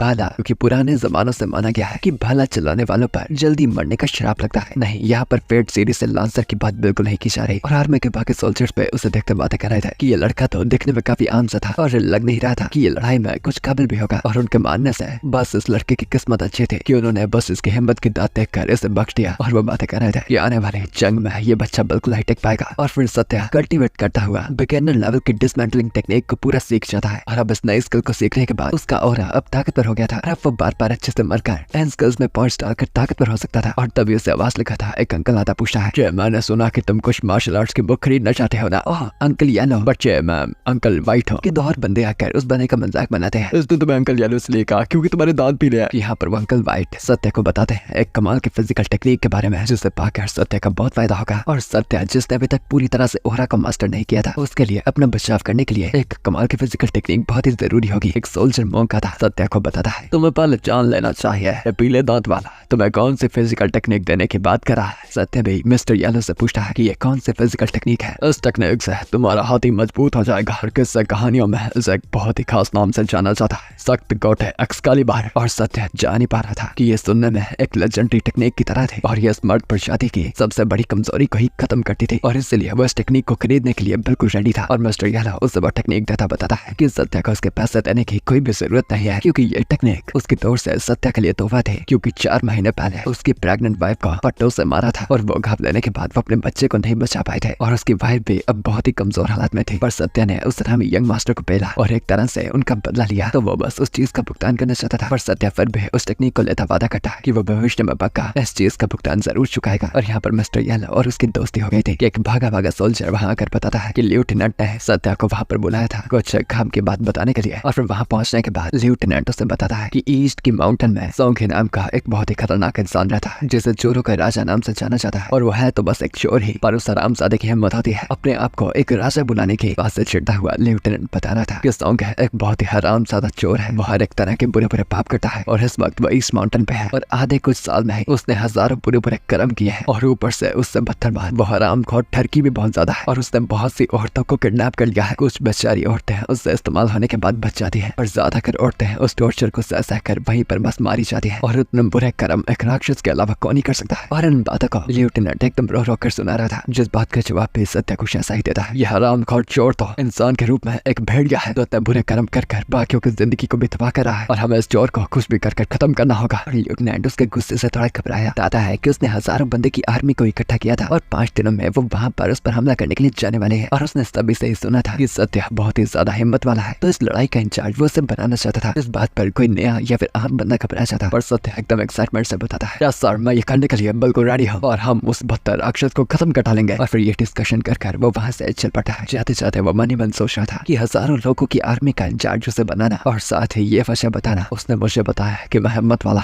और इसी वजह से वो मुझे इंचार्ज बनाना चाहता है। हरामखोरों गधों को लगता है कि मैं उनके इस लौट की चालों को समझ नहीं सकता, पर खैर मेरे लिए तो ये सबसे खास मौका है। आखिरकार एक अच्छी मौत मारकर लेवल अप हो पाऊंगा। और उसे दूर से वहाँ से हंसता हंसता जाता देखकर लेफ्टिनेंट में मन ही मन सोच रहा था, क्या ये बच्चा बस बेवकूफ है या फिर बस ज्यादा हिम्मत वाला जो ये इस बात से इतनी जल्दी मान गया। खैर जो भी हो, मुझे बस एकदम सावधान रहकर हमारे लौट के ऑर्डर्स को मानना है। और फिर 5 दिन बीत जाते हैं। सत्या को ईस्ट माउंटेन की पहाड़ियों पे भेज दिया जाता है और उसी के साथ मिस्टर येलो और बाकी सोल्जर्स आ रखे थे। और मिस्टर येलो बताता है कि वो इस जगह के बारे में अच्छे से जानता है, तो अगर सत्या चाहे तो वो आगे का रास्ता लीड कर सकता है। और अभी तक उन्हें कोई भी चोर नहीं दिखे थे, तो शायद ऐसा हो सकता है कि वो पहले ही वेस्ट की तरफ भाग गए हैं। जो सुनकर सत्य बताता है, अगर ये बात है तो हमें अब उस तरफ जाना चाहिए और आगे कुछ भी खतरनाक चीज हो तो तुम सभी को फटाफट मेरे पीछे छुप जाना है। जिस बात से मिस्टर येलो हैरान होता कहता है, बॉस आप तो सच में एकदम नेक दिल इंसान है, पर चिंता मत कीजिए, मैं आप पर बोझ नहीं बनूंगा। पर सत्य बताता है कि ये उसका ऑर्डर था और कोई भी अपनी जान को खतरे में नहीं डालेगा सिवाय उसके। और बाकी सभी उसकी हिम्मत से इम्प्रेस थे, पर सत्या यहाँ पर बस एक अच्छी मौत मरना चाहता था ताकि उसकी डेथ रेटिंग अच्छी आए। और फिर वहां से आगे बढ़ते वक्त एक और गार्ड उससे बातें करता बता रहा था कि उसका बच्चा बहुत ही शक्तिशाली है। वो 15 साल की उम्र में ही 150 किलो के पत्थर को उठा लेता था। और वो अपने बॉस से पूछता है कि आखिर बॉस अपनी 15 साल की उम्र में क्या कर रहे थे, जिस पर सत्या बताना तो नहीं चाहता था, पर वो मरने मराने वाली ही हरकतें कर रहा था। और वो ये ऊट पटांग बातें कर ही रहे थे कि उनकी तरफ कोई हमला करता, तेजी से तीरों से वार करता है, पर उससे पहले वो हमले उस घाट को लग जाते हैं। सत्या फटाफट उसे एक जोर की लात मारकर उस हमले से पीछे कर देता है और खुद यहाँ पर उसका प्लान था फिल्मों में देखे गए वो खतरनाक मूव का इस्तेमाल करने का। और फिर सत्या अपने भाले को टोर्नाडो की तरह घुमाने लगा है, जैसा एक बार डेडपूल ने भी किया था। पर वो रोलिंग थंडर हमला एकदम ही निकम्मा था, क्योंकि वो बाल बाल जिंदा तो बच पाया था, पर फिर भी कुछ तीर उसके लग ही गए थे। और बाकी गार्ड से जानते हैं कि उनका बॉस ही अजीब हरकतें कर रहा था। और यहाँ पर वो चोर अब फटाफट उन पर हमला करने के लिए निकल पड़ते हैं और बाकी सोल्जर्स तो एकदम घबरा गए थे। और सत्या एकदम एक्साइटेड था, आखिरकार फाइनल चोर आ गए, मतलब मैं एक अच्छी मौत मर पाऊंगा। और क्योंकि इमॉर्टैलिटी लॉक फिर से चमक रहा है, इसका मतलब है मैं जितनी अच्छी लड़ाई करूंगा मेरी डेथ रेटिंग उतनी ऊपर जा सकती है और आज मुझे एक अच्छी मौत मारने से कोई नहीं रोक सकता। और वैसे ही हमला करने के लिए बढ़ा, बाकी सोल्जर्स को तेजी से लीड करता है। और यहाँ पर सभी लोग अपनी सेफ्टी से लड़ाई कर रहे थे ताकि वो अपनी रक्षा कर दुश्मनों को मार पाए। पर यहाँ पर सत्या दोनों ही पार्टीज के लिए एकदम बाबला इंसान था, बिना किसी की चिंता करे लगातार अपने गार्ड्स की जिंदगी बचाता, बीच में खुद आता, फटाफट सभी चोरों को मार रहा था। और सभी लोग ही उसकी एबिलिटी से एकदम शौक है, क्योंकि एक तो यहाँ पर सभी की मरने से रक्षा भी कर रहा था, खुद बिना अपनी जान की परवाह किए सभी चोरों को हरा भी रहा था। कुछ ही पल में चोर भी उसके पागलपन से एकदम डर कर वहां से भाग जाते हैं। और सत्या इस बात से एकदम डिसअपॉइंटेड कि ये निकम्मे इतने कमजोर थे जो उसे मार तक भी नहीं पाए। और फिर अपने हाथों में खबे गए घावों से तीरों को बाहर निकालता, वो अपने सोल्जर से कुछ दवाइयां मांगता है जो उसके घावों को रोक पाए। यहाँ पर मिस्टर येलो, जिसकी सत्या ने एक बार फिर से जान बचाई थी, एकदम इमोशनल हुआ बताता है कि वो इस एहसान को सच में नहीं चुका सकता जो सत्या ने उस पर 2 बार किया था। और फिर टाइम बाद एक पेड़ की छांव में बैठकर वो आपस में बातें कर रहे थे कि दूसरा मोंग जैसा सोल्जर भी आकर बताता है, बॉस आपने मिस्टर येलो के एहसान को ऐसे चुकाया है, उसी टेक्निक का एहसान। वो बात तो ठीक है। और सत्या पूछता है पर अब उससे क्या काम था, जिस बात पर टकलू बताता है, मैं आपको एक तोहफा देना चाहता हूँ जो फिलहाल के वक्त तो मेरे पास नहीं है, पर टाउन में वापस जाकर मैं आपको वो जरूर दूंगा कि आप एक ऐसे जनरल हो जो अपने सोल्जर के लिए अपनी जान को आगे काटा है। राज मिस्टर येलो की जान सिर्फ आपकी वजह से ही बच पाई है। और अब इस बखूदी के बाद वैली की तरफ देखता हुआ सत्य बताता है कि आगे के रास्ते में पक्का ही काफी जाल बिछा रखे होंगे और काफी लोग उन पर हमला करने के लिए इकट्ठा भी हो सकते हैं, तो आगे बढ़ना बहुत ही खतरनाक होगा। और मिस्टर येलो से पूछता है कि क्या इस वैली का कोई नाम डाल रखा था, जिस पर मिस्टर येलो मना करता है। जो बात सुनकर फटाफट सत्या एक पेड़ पर उस जगह का नाम वैली ऑफ पोलर ट्री डाल देता है, क्योंकि ऐसी ही खास जगह पर वो मरना चाहता था। तभी वहाँ पर लेफ्टिनेंट आता बताता है कि आखिर अभी तक सत्या सिर्फ यहीं तक क्यों पहुंचा था जबकि उसे रास्ता लीड करना था। इस बात पर सत्या बताता है इन पर चोरों ने मिलकर हमला किया था और आगे पक्का माउंटेन पे और भी जाल बिछाए गए थे। जिस बात पर लेफ्टिनेंट बताता है कि ये चीज बस सत्या की एक बहाना थी, क्योंकि शायद सत्या को अब इस लड़ाई से डर लगने लगा था। और या फिर ऐसा था कि वो यहाँ पर उनके ऑर्डर्स को मना कर रहा था, और अगर सत्या यहाँ पर सच में उसके ऑर्डर्स को मना करता तो ये लेफ्टिनेंट के लिए काफी अच्छा बहाना था उसकी जान लेने का। उससे लगा था सत्या जैसा हिम्मत वाला बंदा पक्का इस बात को बेइंसाफ समझकर इंसाफ के लिए लड़ना चाहेगा, पर उल्टा सत्य बताता है कि वो आगे बढ़ने के लिए बिल्कुल रेडी है। वो मन ही मन लेफ्टिनेंट की तारीफें कर रहा था क्योंकि वो उसके जैसे एक निकम्मे से नहीं मरना चाहता था जिससे उसकी डेथ रेटिंग कम हो जाए। तो बेशक जंग में एक हीरो की तरह मरकर अच्छी डेथ रेटिंग तो मिल पाएगी, तो ये फिलहाल के वक्त लेवल अप करने का सबसे बेस्ट तरीका था। और जब वो नीचे जंगल की और गहराई में पहुंच गए थे तो सच में वहाँ पर जाल बिछा रखा था। कई लुटेरे मिलकर उन पर हमला करने के लिए टूट पड़े थे और मिस्टर येलो और मिस्टर टकलू दोनों ही उसके साथ थे। पर सत्या उन्हें और अपने बाकी के सोल्जर्स को वहाँ से भागने को कहता है, पर वो उसे अकेला उनके लिए लड़ता देखकर यहाँ पर इस लड़ाई से भागना नहीं चाहते थे। पर गुस्से में सत्या उन पर चिल्लाता बताता है, यहाँ से फटाफट भाग जाओ और यहाँ पर तुम्हें मेरी जिंदगी देखने की जरूरत है क्योंकि ये मेरा ऑर्डर है। मिस्टर येलो और मिस्टर टकलू एकदम कंफ्यूज थे कि यहाँ पर उन्हें इंसानियत देखनी चाहिए थी या फिर अपने दमदार कैप्टन के ऑर्डर्स को मानना चाहिए था कि पहाड़ी की चोटी के ऊपर ही खड़ा घोड़े पर सवार लेफ्टिनेंट ने बताता है कि यहाँ पर मौजूद कोई भी सोल्जर इस जंग से नहीं भागेगा और जो भी भागा उसे गद्दार समझकर मार दिया जाएगा। जिस बात से सत्य समझ गया था बॉस के और उसके आदमियों को भी जिंदा नहीं जाने देने वाला ताकि ये पूरी बात बाहर न जाए और ये सच बस दबा कर दबा रह जाए। और वैसे ही सत्य के सोल्जर्स अपनी पूरी हिम्मत कर उसकी मदद करने के लिए बढ़ते ही है। सत्य चिल्लाता उन्हें रोकता है, क्या तुम चाहते हो कि तुम्हारी बीवी विधवा हो जाए? तो मैं इस फालतू की लड़ाई में अपनी जान को कुर्बान करने की जरूरत है। पर मिस्टर येलो बताता है कि आखिर वो कैप्टन को अकेले मरने कैसे दे सकते हैं कि अपनी पूरी ताकत से बाकियों से लड़ने के लिए बढ़ता। सत्य अकेला ही सभी के सभी लुटेरों को संभाल रहा था और लगातार वार खाता और उन्हें मारता हुआ वो बताता है, इस दुनिया में कुछ ऐसी चीजें हैं जिन्हें तुम लोग नहीं कर सकते और वो चीजें इतनी खतरनाक और घायल है जिन्हें सिर्फ मैं कर सकता हूँ और कुछ भी हो जाए तुम लोग यहाँ पर नहीं मरने वाले क्योंकि यहाँ पर मैं उससे पहले इन सभी का सामना कर मरने वाला हूँ।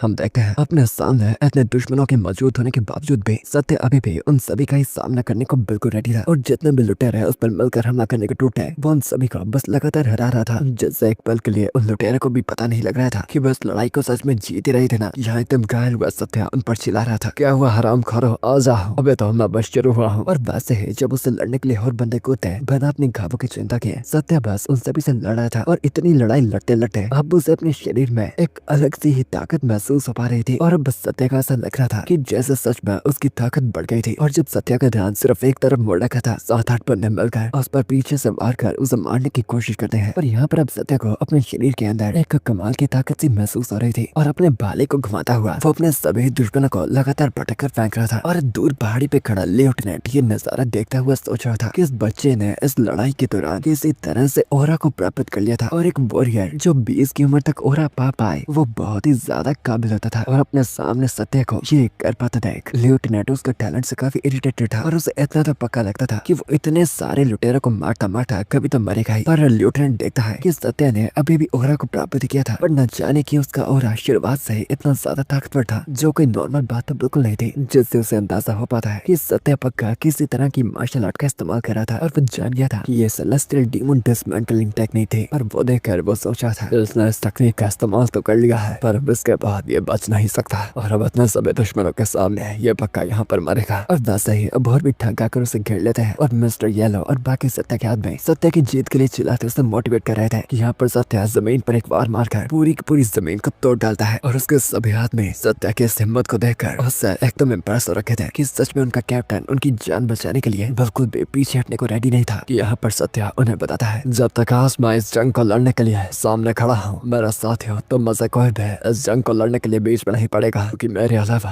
आज के इस जंग में कोई भी अपनी जिंदगी को नहीं खोएगा। और वैसे अब सभी लुटेरे देख ही पा रहे थे इस सत्य अब एकदम मरने की हालत में आ चुका था तो यही अब एक मौका था उसे मारने का। कि यहाँ पर सत्य अभी भी मुस्कुरा था, जंग लड़ने के लिए टूट पड़ता है, बाहर एक लुटेरे पर तेजी से वार करता है पर अब जितने भी वार उन पर कटा है उसकी बराबरी के वो वार खा भी रहा था। और अब लगातार लड़ाई लड़ कर उसने अपने सभी विरोधियों को मारकर वो अपने दुश्मनों का पहाड़ बना वहाँ पर विजेता खड़ा था। और इसकी लड़ाई से उसके सभी के सभी सोल्जर्स एकदम इम्प्रेस थे कि सच में उनका कैप्टन तो एक महान योद्धा था। और अब इतने घाव खाने के बाद वो लड़ता लड़ता खड़ा हुआ ही मारा गया था। और उसी पल उसके मरने के बाद पीछे पहाड़ी पे खड़ा लेफ्टिनेंट अपने बाकी सोल्जर्स को बताता है कि सत्य ने उनका रास्ता बनाया है और वो उसकी कुर्बानी को फालतू नहीं जाने देंगे। वैसे ही वो अपने सभी सोल्जर्स को लीड करता हुआ वहाँ पर गिने चुने बाकी लुटेरों को मारने के लिए बढ़ पड़ता है। और पर उन सभी लुटेरों को मारने के बाद कैप्टन अपने सोल्जर्स को बताता है, सिपाहियों हमारा मिशन यहीं तक था तो अब हमें वहाँ से वापस से ठीक बढ़ना चाहिए। जिस बात पर मिस्टर वाइट पूछता है कि आखिर अभी मिशन कहाँ पर ही खत्म हुआ था था उन्होंने अब तक सिर्फ कुछ लुटेरों को ही मारा था और वो अभी तक उनके मेन बेस तक पहुंचे तक नहीं थे। जिस बात पर लेफ्टिनेंट बताता है, ये पहाड़ी इलाका बहुत ही ज्यादा खतरनाक है, जहाँ पर इन लुटेरों ने न जाने कितने जाल बिछा रखे होंगे, तो फिलहाल के लिए हमें अपनी सुरक्षा का सोचना चाहिए। बात से गुस्से में सत्या के बाकी साथी कह रहे थे कि इन्होंने जब बॉस को यहाँ पर भेजा था तब भी इन्हें पता नहीं चला कि ये जगह बहुत ही रिस्की है, जिसकी वजह से बेफालतू में ही उनका बॉस मारा गया। और दूसरा टकलू बताता है कि कम से कम वो उसकी बॉडी को वहाँ से ले जा सकते हैं और उसके उस अंधी बहन को दे सकते हैं, जिसके बारे में सत्या ने बताया था कि यहाँ पर वो उसकी बॉडी को उठा रहे थे कि दूर एक चोटी पर खड़ा अपनी नई बॉडी में सत्या उन्हें ये करता हुआ देख रहा था। और अपने स्टैट्स को देखने पर वो पाता है कि ये डेथ रेटिंग उसे बी क्लास की मिली थी, जिससे उसे 25 स्किल पॉइंट्स मिलते हैं और साथ ही उसकी मास्टरी भी बढ़ गई थी, जिससे सत्या एकदम खुश हो जाता है कि सच में उसे इतनी मेहनत का फल मिला था। और देखा जाए तो एक सी क्लास की मौत उसे 10 साल की मेहनत का फल दिला सकती थी और बी क्लास की मौत पूरे 20 साल की मेहनत का फल। तो ए क्लास की मौत तो सच में कमाल कर देगी। पर बुरी बात ये थी कि जब भी वो स्किल के इस्तेमाल से मरता था उसके नए शरीर की उम्र पहले से बढ़ जाती थी, इसलिए तो वो फटाफट इमॉर्टैलिटी पंच को सीखना चाहता था ताकि उसकी उम्र जितनी मर्जी हो जाए वो रहे उतना ही ज्यादा शक्तिशाली। और फिर अपनी स्किल को टच करने के लिए वो अपने बाले को घुमाकर पेड़ पे मौजूद एक छोटी सी चींटी पर हमला करता है और उसका निशाना इतना पक्का हो गया था कि वो छोटी छोटी चीजों को भी बसानी से एकदम काट सकता था। और वो एकदम खुश हुआ सोच रहा था सच में कैसा लगा था कि मरने में भी इतने मजे आते होंगे। और अब बारी है उस भाई का शुक्रिया करने के जिसकी वजह से मैं मारा गया हूँ। यानी वो बात कर रहा था लेफ्टिनेंट से शायद बदला लेने का। और यहाँ लेफ्टिनेंट को भी घोड़े पर बैठे हुए अचानक अपने शरीर में एक ठंडक सी महसूस होती है, जैसे कोई उसे बहुत ही ज्यादा याद कर रहा। और वहाँ से जाते हुए वो एक पेड़ पर देखता है सत्या द्वारा लिखे गए कुछ शब्दों को, जो था value of the fallen tree. और सत्या के साथ ही बताते हैं कि ये चीज यहाँ पर उनके बॉस ने कुछ सोच समझ कर लिखी थी, क्योंकि शायद उन्हें पहले ही पता चल गया था कि आगे की मुश्किलें बहुत ही ज्यादा है पर वो ओटर्स के खिलाफ नहीं जा सकते। इसलिए अपने आने वाली मौत को जानकर उन्होंने इस ट्री का ऐसा नाम दिया था। और सत्या के साथ गए के वो सभी गार्ड्स रोने लगे थे कि उनके बॉस तो सच में कमाल के थे, जिन्होंने उनके लिए अपनी कुर्बानी दे दी थी। कि तभी उनकी इमोशनल मूवमेंट का टोकता हुआ वो लेफ्टिनेंट वहां कर उनसे पूछता है कि आखिर वो सभी बंदे साथ में क्या उठाकर चल रहे थे। और ये वो सत्या की लाश की बात कर रहा था कि आखिर वो उसे उठाकर क्यों लेकर आ रहे थे।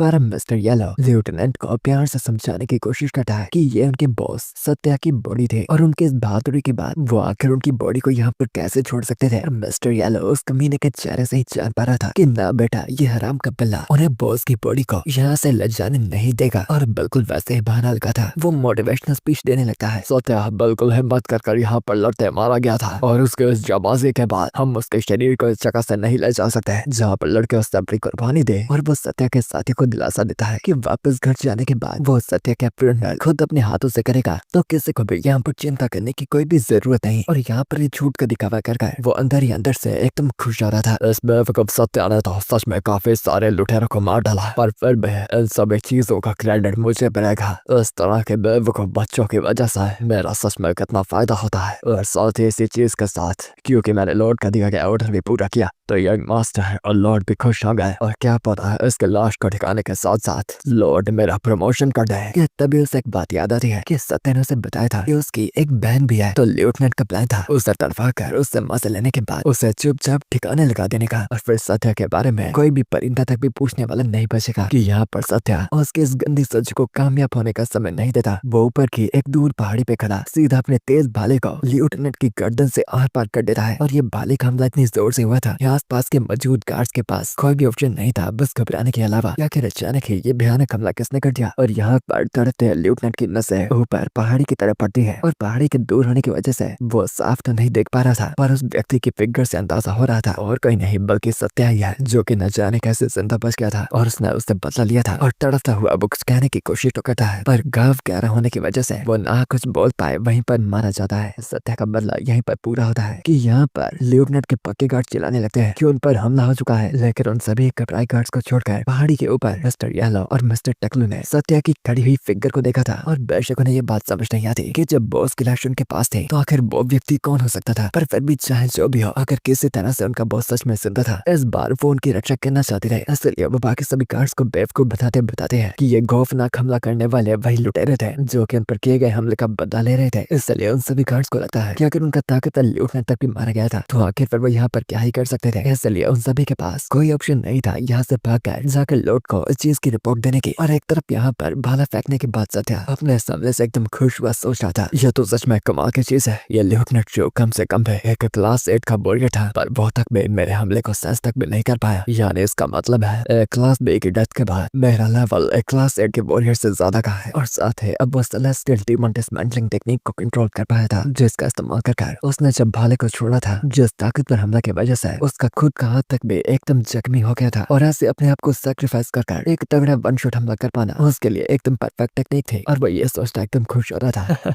मैंने अब लेफ्टिनेंट चू को मार दिया है और ये सोल्जर्स पक्का खूनी की तलाश करते मेरे पीछे आएंगे और मैं आखिरकार फिर से एक बार मारा जाऊंगा। पर जब फिर वो पहाड़ी के पीछे देखता है तो वो देख पाता है कि सभी के सभी सोल्जर्स तो वहाँ से भाग रहे थे उसके पूरे के पूरे प्लान पे पानी फेर कर। और उसे माइक पे चिल्लाने की आवाज आती है मिस्टर येलो के, जो कि जोर जोर से चिल्लाता बता रहा था कि ये हमला करने वाले चोर थे। जिस बात से सत्य एकदम गुस्सा हो जाता है, मिस्टर येलो ये क्या कर रहे हो? मैंने तुम लोगों की जिंदगी बचाने के लिए अपनी जान कुर्बान की, पर तुम्हारे आमी लोग मुझे चैन से मरने तक भी नहीं दे रहे। और तुमने अब सभी को बता दिया कि ये सारा कांड करने वाले चोर थे। यानी अगर बाकी भी सोचेंगे कि वो चोरों ने किया है तो आखिर पर मेरी डेथ रेटिंग कैसे बढ़ेगी? और बस बात से परेशान ही था तभी वो पीछे ऑनेस्टली लुटेरा का प्रोसेस महसूस कर पाता है, जिससे अब सत्य को उम्मीद आ जाती है कि चलो वो सोल्जर्स तो नहीं पर ये लुटेरे तो उससे बदला लेने के लिए से जरूर मारेंगे। इसलिए उन्हें धमकाता बताने लगता है तुम्हारा में लोग मुझ पर पीछे से हमला करने के लिए आए हो तो हिम्मत है तो आगे बढ़ो। मैं इस मामले में कोई भी किरदार नहीं था तो अब बिना लड़ाई के पीछे नहीं हटने वाला है। और वो बस उम्मीद कर रहा था कि ये हरामी चोर जल्द से जल्द उसे मार दे, क्योंकि आधा पैरालाइज होकर वो वैसे भी थक गया था कि वो चोर उल्टा सत्या से डर रखे थे, क्योंकि उन्हें याद था ये बंदा एकदम का साइकोपाथ था जो न जाने कितने बंदों को मारकर मरा था। और अब न जाने ऊपर से फिर से भूतों की तरह उन्हें दिखने लगा था। और मम्मी भूत भूत चिल्लाते वो फटाफट वहाँ से भागने लगते हैं। क्या कि पल में सत्या उन दोनों के सामने आ जाता है और उन शांत करता बताता है कि उन्हें डरने की जरूरत नहीं है, क्योंकि एक्चुअली में वो मरे गए सत्या का एक भाई था और वो यहाँ पर अपने भाई का बदला लेने आया था। और वो दोनों भी थोड़ा नोटिस कर पाते हैं कि यहाँ अगर ध्यान से देखा जाए तो इस बंदे की उम्र थोड़ी ज्यादा लग रही थी और इसने अपने भाई का बदला लेने के लिए अपने खुद के ही कैप्टन को भी मार डाला था। पर फिर भी वो सत्या से पीछे छुड़ाने की कोशिश करते फटाफट बस वहाँ से भाग रहे थे कि भागते हुए जंगल की गहराई में उन लुटेरों को सामने खड़ा अपना मास्टर मिल जाता है, जो कि अपने ढेरों आदमियों को सता रखा था। और वो उनकी लोधी उम्मीद थे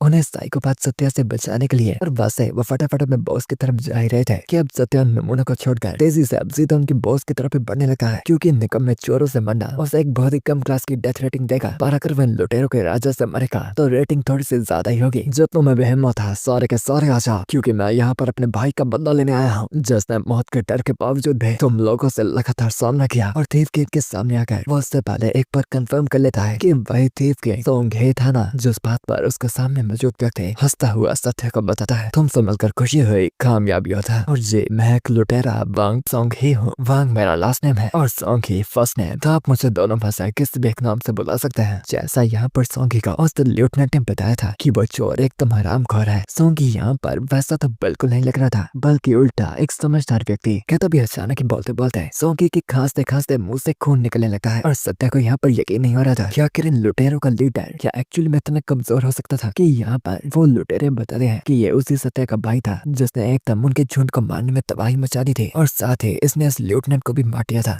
जिस बात से सोंगी इम्प्रेस हुआ हंसता हुआ उसे बताता है कि उसका भाई सच में ही काफी हिम्मतदार था जो अपने सैनिकों को बचाने के लिए अंत तक लड़ा। और फिर वो सत्या से पूछा है और तुम उसके बड़े भाई जिसने उस लेफ्टिनेंट चू को मार दिया उसकी बराबरी के हिम्मत वाले हो, मुझे बताओ क्या तुम हमारी ईस्ट माउंटेन को ज्वाइन करना चाहोगे? और इस मुश्किल के समय में क्या तुम हमारे साथ और भी ज्यादा कामयाबियां पाने के रास्ते पर चलोगे? जिस बात में सत्या एकदम कंफ्यूज था कि हरामखोर तुमने मेरे भाई को मारा है और मैंने तुम्हारे बंदों को, तो आखिर तुम मुझे अपनी टीम में क्यों लेना चाहोगे? जिस बात में सोंगी बताता है कि उनकी इस दुनिया में न जाने कितने खून किस वक्त हो रहे होंगे, पर सही गलत का फैसला दोनों तरफ से नहीं हो सकता, क्योंकि ऐसा नहीं है कि एक साइड हमेशा गलत होती है, बल्कि ज्यादातर दो गलत साइड के व्यक्ति बेमतलबों के लिए ही आपस को मारते हैं। और सोंगी के लुटेरे होने के बावजूद भी सत्या को उससे एक एंजल जैसा और महसूस हो पा रहा था और उसके ऑफर को ठुकराना तो मुश्किल था, पर सत्या किसी से कम नहीं था और नई बातें बनाता वो बताता है तुम्हारी बातें तो काफी सही है, पर मैंने जैसा एक ग्रेट वॉरियर बिना किसी पछतावे के साथ जीता है, तो आखिर मैं अपनी जिंदगी को इन पहाड़ियों में रहकर छुप कर लोगों को लूटने के लिए क्यों बर्बाद करूं? और सत्य को लग रहा था कि ये कमीना लुटेरा उसे मैनिपुलेट करने की कोशिश कर रहा था और यहाँ पर उसे इन फालतू चीजों से फर्क नहीं पड़ता था, क्योंकि उसे बस अपनी जिंदगी में मर कर और भी ज्यादा एक्सपीरियंस चाहिए था। और तभी सत्या सोंगे के पीछे बाकी सभी लुटेरों का गुस्सा महसूस कर पा रहा था कि वो बातें कर रहे थे कि इस चूजे ने उस हमसे लेफ्टिनेंट को के मार दिया। ये कुछ ज्यादा ही हवा में उड़ रहा था और वो सत्या को पीटने के लिए बिल्कुल रेडी थे और सत्या भी तो इन्हें इन्हीं चीज के लिए भड़का रहा था ताकि वो गुस्सा होकर उनसे लड़ने आए और फिर वो उनसे लड़ता मारा जाए। जाए, पर यहाँ पर सोंगी अपने आदमी को रुकने को कहकर सत्य को बताता है, मेरे दोस्त आखिर तुम सोच कर देखो कि इस वक्त यहाँ पर कितने के लुटेरे मौजूद होंगे। जिस बात पे सत्य एक समझदारी का डायलॉग मारता है, जिससे इम्प्रेस होकर सोंगी बताता है कि ये पहाड़ियाँ उनके लिए एक स्वर्ग की तरह थी जो योद्धाओं की ताकत से बनती है। उनकी मेहनत और पसीने से इस जगह पर कब्जे पाए जाते हैं और पर अपनी तलवार को निकालकर वो बताता है, मैं एक लुटेरा वांग सोंग है, एक ऐसा मर्द बनना चाहता हूँ जो इस पहाड़ी की हमेशा रक्षा करके रखे। भाई सत्या, मैं तुमसे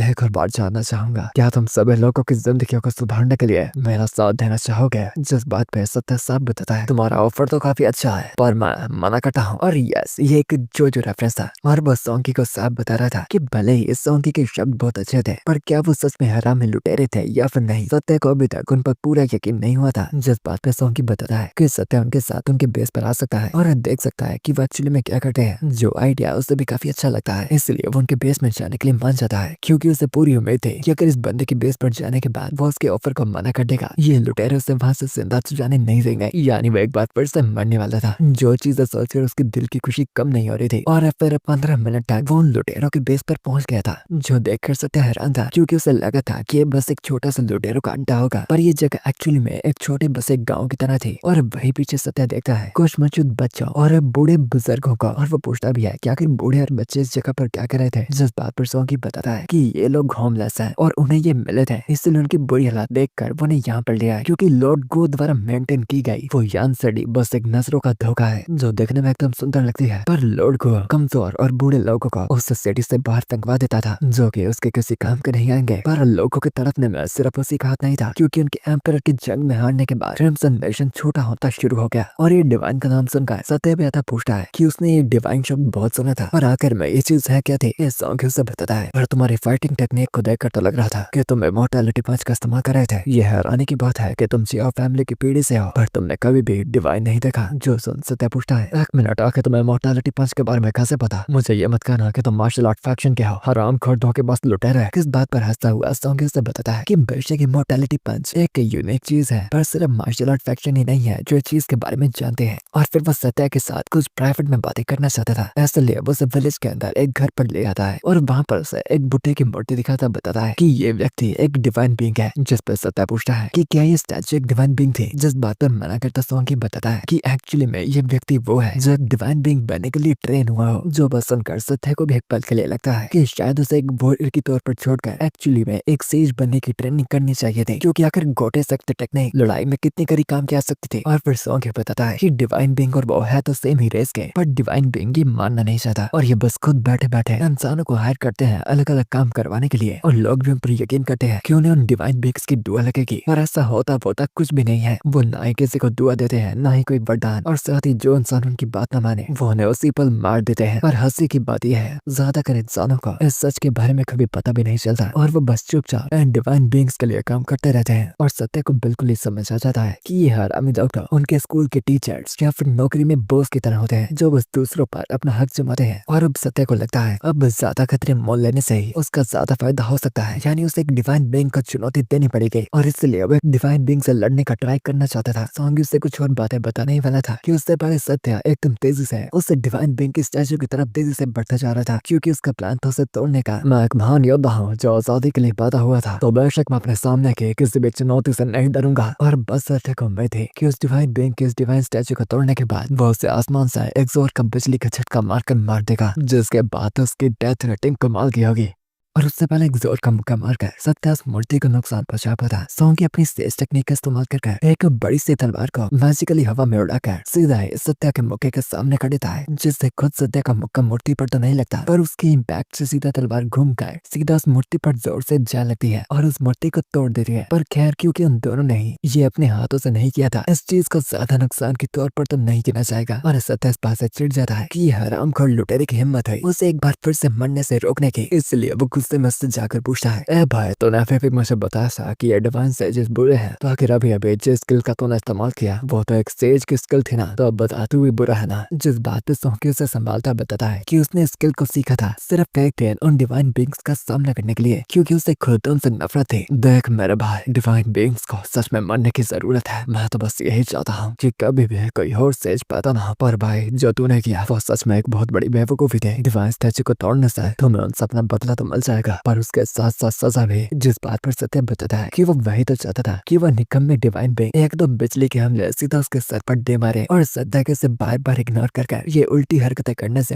अब सोंगी को भी गुस्सा आ गया था, और अब उसकी भूतिया नजरों से थोड़ा सा सत्य भी घबरा गया था, इसलिए बात को टालता वो अगली बार से सावधान होने को कहता है, और साथ ही ये भी पूछता है कि अगर सोंगी उन डिवाइन बिंग से लड़ने के लिए सेज स्किल को सीख रहा था, यानी इसका मतलब था कि वो मार्शल आर्ट्स को नहीं सीख पाया, क्योंकि सत्य जानता था कि आखिर एक बंदा दो चीजें कैसे सीख सकता है, क्योंकि सिस्टम के साथ भी उसे खुद अभी तक कोई भी सेज स्किल नहीं मिली, क्योंकि मार्शल आर्ट से व्यक्ति की बॉडी को शक्तिशाली बनाया जा सकता है, और वैसे ही सेज स्किल से व्यक्ति की आत्मा को शक्तिशाली बनाया जा सकता है। और सोंगी के मानने से अगर देखा जाए तो अभी तक के सबसे शक्तिशाली सेज और मार्शल आर्टिस्ट के बीच में से दोनों ही ताकत में एक दूसरे की बराबरी के थे, पर मार्शल आर्ट्स का कोई भी पाइनेकल नहीं था, और डिवाइन बिंग्स कभी भी अपनी ताकत की वजह से शक्तिशाली नहीं होते, बल्कि क्योंकि वो अमर होने के पास होते हैं। पर मार्शल आर्टिस्ट एक उम्र पर आकर मारे जाते हैं, पर एक सेज बनने के लिए बहुत ही ज्यादा टैलेंट चाहिए, और ज्यादातर लोग ये काम नहीं कर पाते, और साथ ही इसमें बहुत ही ज्यादा समय भी लगता है, न जाने कितने साल, और कईयों को तो ट्रेनिंग में ही सेंचुरीज लग जाती है। पर उल्टे हाथ मार्शल आर्ट का रास्ता काफी तेज था, ऐसा तुम जल्दी ताकतवर बन सकते थे, पर यहाँ पर सोंगी का गोल था उन्हें डिवाइन बीइंग्स को हराने का, जो बातें करते करते कमजोरी की वजह से उसके मुंह से फिर से खून बहना शुरू हो गया था, कि उससे संभालता सत्ता सोच रहा था। इसका मतलब था एक मार्शल आर्ट मास्टर होने के नाते उसका अमर होने का रास्ता सिर्फ के सिर्फ इमॉर्टैलिटी पंच था, और साथ ही जल्दी ताकतवर होने के लिए उसके पास सिस्टम था, यानी वो ताकतवर भी तेज हो सकता था, और इमॉर्टैलिटी पंच के साथ वो मरेगा नहीं, यानी एक हिसाब से वो भी डिवाइन बीइंग से कम थोड़ी न था। इसलिए एकदम कॉन्फिडेंट से वो सोंगी को बताता है कि आखिर एक डिवाइन सेज बनने के लिए कितने कर हजारों साल लगते हैं, क्योंकि सत्य के मानने से वो ये काम जल्दी कर सकता है, क्योंकि उसके पास सिस्टम जो था जिससे मर मर कर वो काफी सालों की ट्रेनिंग को जल्दी पाएगा, क्योंकि सत्य यहाँ पर कोई अपने रास्ते चूज करने वाला बच्चा नहीं था, बल्कि वो जिद्दी और लालची था, जिसे सब कुछ चाहिए था। कि सोंगी उसे रोकता बताता है कि अगर सत्य के पास स्पिरिचुअल रूट नहीं थी तो वो उसके बगैर कभी भी ये काम नहीं कर पाएगा, और सत्य को स्पिरिचुअल रूट का तो नहीं पता था, पर वो सोंगी को एक राज की बात बताता है। मास्टर वहाँ ये बात कैसे को बताना मत, पर मेरे पास गोटे सख्त टेक्निक है, तो क्या इसे आयरन सोल रूट कहा नहीं जा सकता, क्योंकि इंसान की असली रूट तो यही होती है ना। और उसी पल वो सोंगी को अपना चमकता हथियार दिखाने लगता है। इससे घबरा कर सोंगी बताता है कि उसे इन चीजों के बारे में कुछ नहीं पता, तो वो चुपचाप अपने हथियार को संभाले रखे, और अब उससे तंग आ गए वो सत्य को वहाँ से जाने को कहता है। जिस बात से कंफ्यूज सत्य पूछता है कि सोंगी तो उसे अपनी टीम में करना चाहता था, तो आखिर क्या अब वो उसे जाने दे रहा था। जिस बात पे वो बताता है कि ये विलेन सत्य जैसे बंदों के लिए फिट नहीं बैठेगा, जो खुले दिल से अपनी मनमानी करना चाहते हैं, पर एक्चुअल वजह ये थी कि उसके मारने से सत्य बहुत ही पागल था, और अगर बस अपने साथ ही रखेंगे तो ये बस फालतू में इधर उधर की तबाही मचाता रहेगा। और वैसे ही सत्य से कह रहा था कि अगर वो उसे मारना चाहता है तो मार सकता है, क्योंकि क्या पता वो बाहर जाकर सभी को उनकी लोकेशन बता दे। पर उसकी बातों से चिढ़ा हुआ सोंगी उसे चुपचाप बस वहाँ से जाने को कहता है, क्योंकि वो सभी भी वैसे ही यहाँ से जाने वाले थे, और उसे वैसे भी नहीं लगता था कि सत्य कुछ ऐसा काम करेगा। जिस बात को समझकर चिढ़कर वो भी जाने लगता है, और यहाँ पर तो वो मर नहीं पाया था, तो इसलिए अब उसका प्लान था यहाँ से यान सिटी की तरफ जाने का, और क्या पता अगर वो समय पर पहुंच जाए तो वो अपने ही फ्यूनरल पर जा पाए। और यहाँ एक तरफ मेस्नो के दरवाजे का कोई काफी जोर से खटखटा रहा था, और जवाब देने के लिए दरवाजा खोलते मेस्नो भी बाहर आती है, और हम देख पाते हैं कि दरवाजे के बाहर सिटी लॉर्ड गुआयान का ही हरामी बेटा आ रखा था, और अपने आप को इंट्रोड्यूस करवाता। वो बताता है कि वो यहाँ पर सत्या के उस जाबाज लड़ाई की खबर देने आए थे, और लॉर्ड की तरफ से अपना शुक्रिया जाहिर करने भी। और इस वक्त उसकी नजर थी मेस्नो की बॉडी पर, और सच्ची फिक्र को देखने के बाद भी वो थोड़ा निराश था कि ये बंदी तो काफी सुंदर है, पर अब बुरी बात थी कि एक बंदी है, क्योंकि आपको तो याद ही होगा ये गधा एक छक्का है, इसलिए उसका मेस्नो पे इंटरेस्ट नहीं आता। और अब मेस्नो पे पूछती है कि आखिर सत्या अभी तक वापस क्यों नहीं आया। जिस बात पे वो हरामी बताता है कि बेचारा सत्या तो पहले ही मारा जा चुका है। जिस बात से गुस्सा होकर मेस्नो इस बात का मतलब पूछती है, जिस पर साफ करता उसकी लाश की तरफ इशारा करता वो चिल्लाता हुआ बताता है क्या तुम्हें दिखता नहीं कि वो मारा जा चुका है। ये सत्या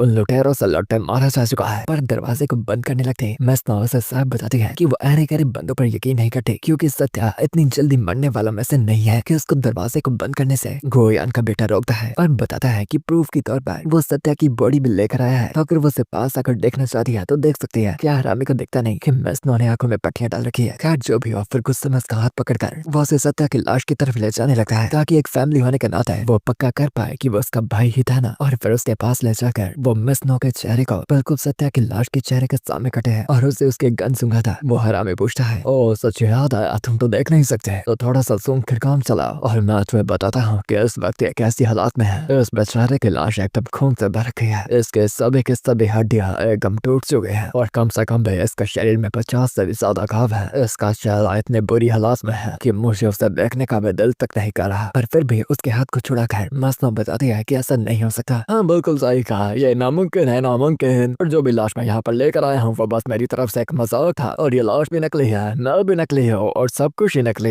है ना? माना कि तुम अंधे हो, और लगा नहीं था कि दिमागी तौर से भी अंधे हो गए। और मेस्नो इतना तो जान चुकी थी कि इस हरामी का इरादा कुछ भी सही करने का तो बिल्कुल नहीं था। और यहाँ पीछे से ये चीजें देखते हुए सत्या के पिछले साथियों में से वो मोंक एकदम गुस्सा हो गया था, और वो तो हरामी को पीटने के लिए जाने ही वाला था, पर मिस्टर येलो उसे रोक लेता है क्योंकि वो गो यान का बेटा था जो कि कभी भी उनके पूरे परिवार को मरवा सकता था। और जब भी यह हरामी जाएगा वो कम से कम उसकी मदद करने के लिए उसकी बहन को अपने पास जितना भी मौजूद पैसा था वो सारा का सारा उसे दे सकते थे, ताकि वो यहाँ से भागकर किसी सही जगह पर चली जाए। कि गो यान का बेटा इस बात से एकदम चिढ़ गया था कि उसने सत्या की लाश को सिर्फ दिखा भी दिया, सब कुछ कर भी दिया, पर मेस्नो का एक्सप्रेशन इतना मजेदार नहीं था, बल्कि उन पर यकीन न होने के साथ साथ वो तो बिल्कुल रोई तक भी नहीं थी। इसलिए उसका प्लान था कुछ और भी घटिया हरकत करने का, और फिर वो वहाँ पर सूप मंगवाता है। और ये कोई आम सूप नहीं था, बल्कि सत्या की शरीर ऑर्गन से बनाया गया सूप था। और वो बताता है कि अगर मेस्नो उसे खाकर देखेगी तो शायद उसे पता चल जाए कि ये सच में उसी का भाई था। और फिर वो अपने सभी गार्ड्स को उसे पकड़ने को कहता है ताकि वो कहीं भी भाग ना पाए, और वो उसे ये घटिया सी चीज खिला पाए और उसके साथ अपनी ये नाइंसाफी कर पाए।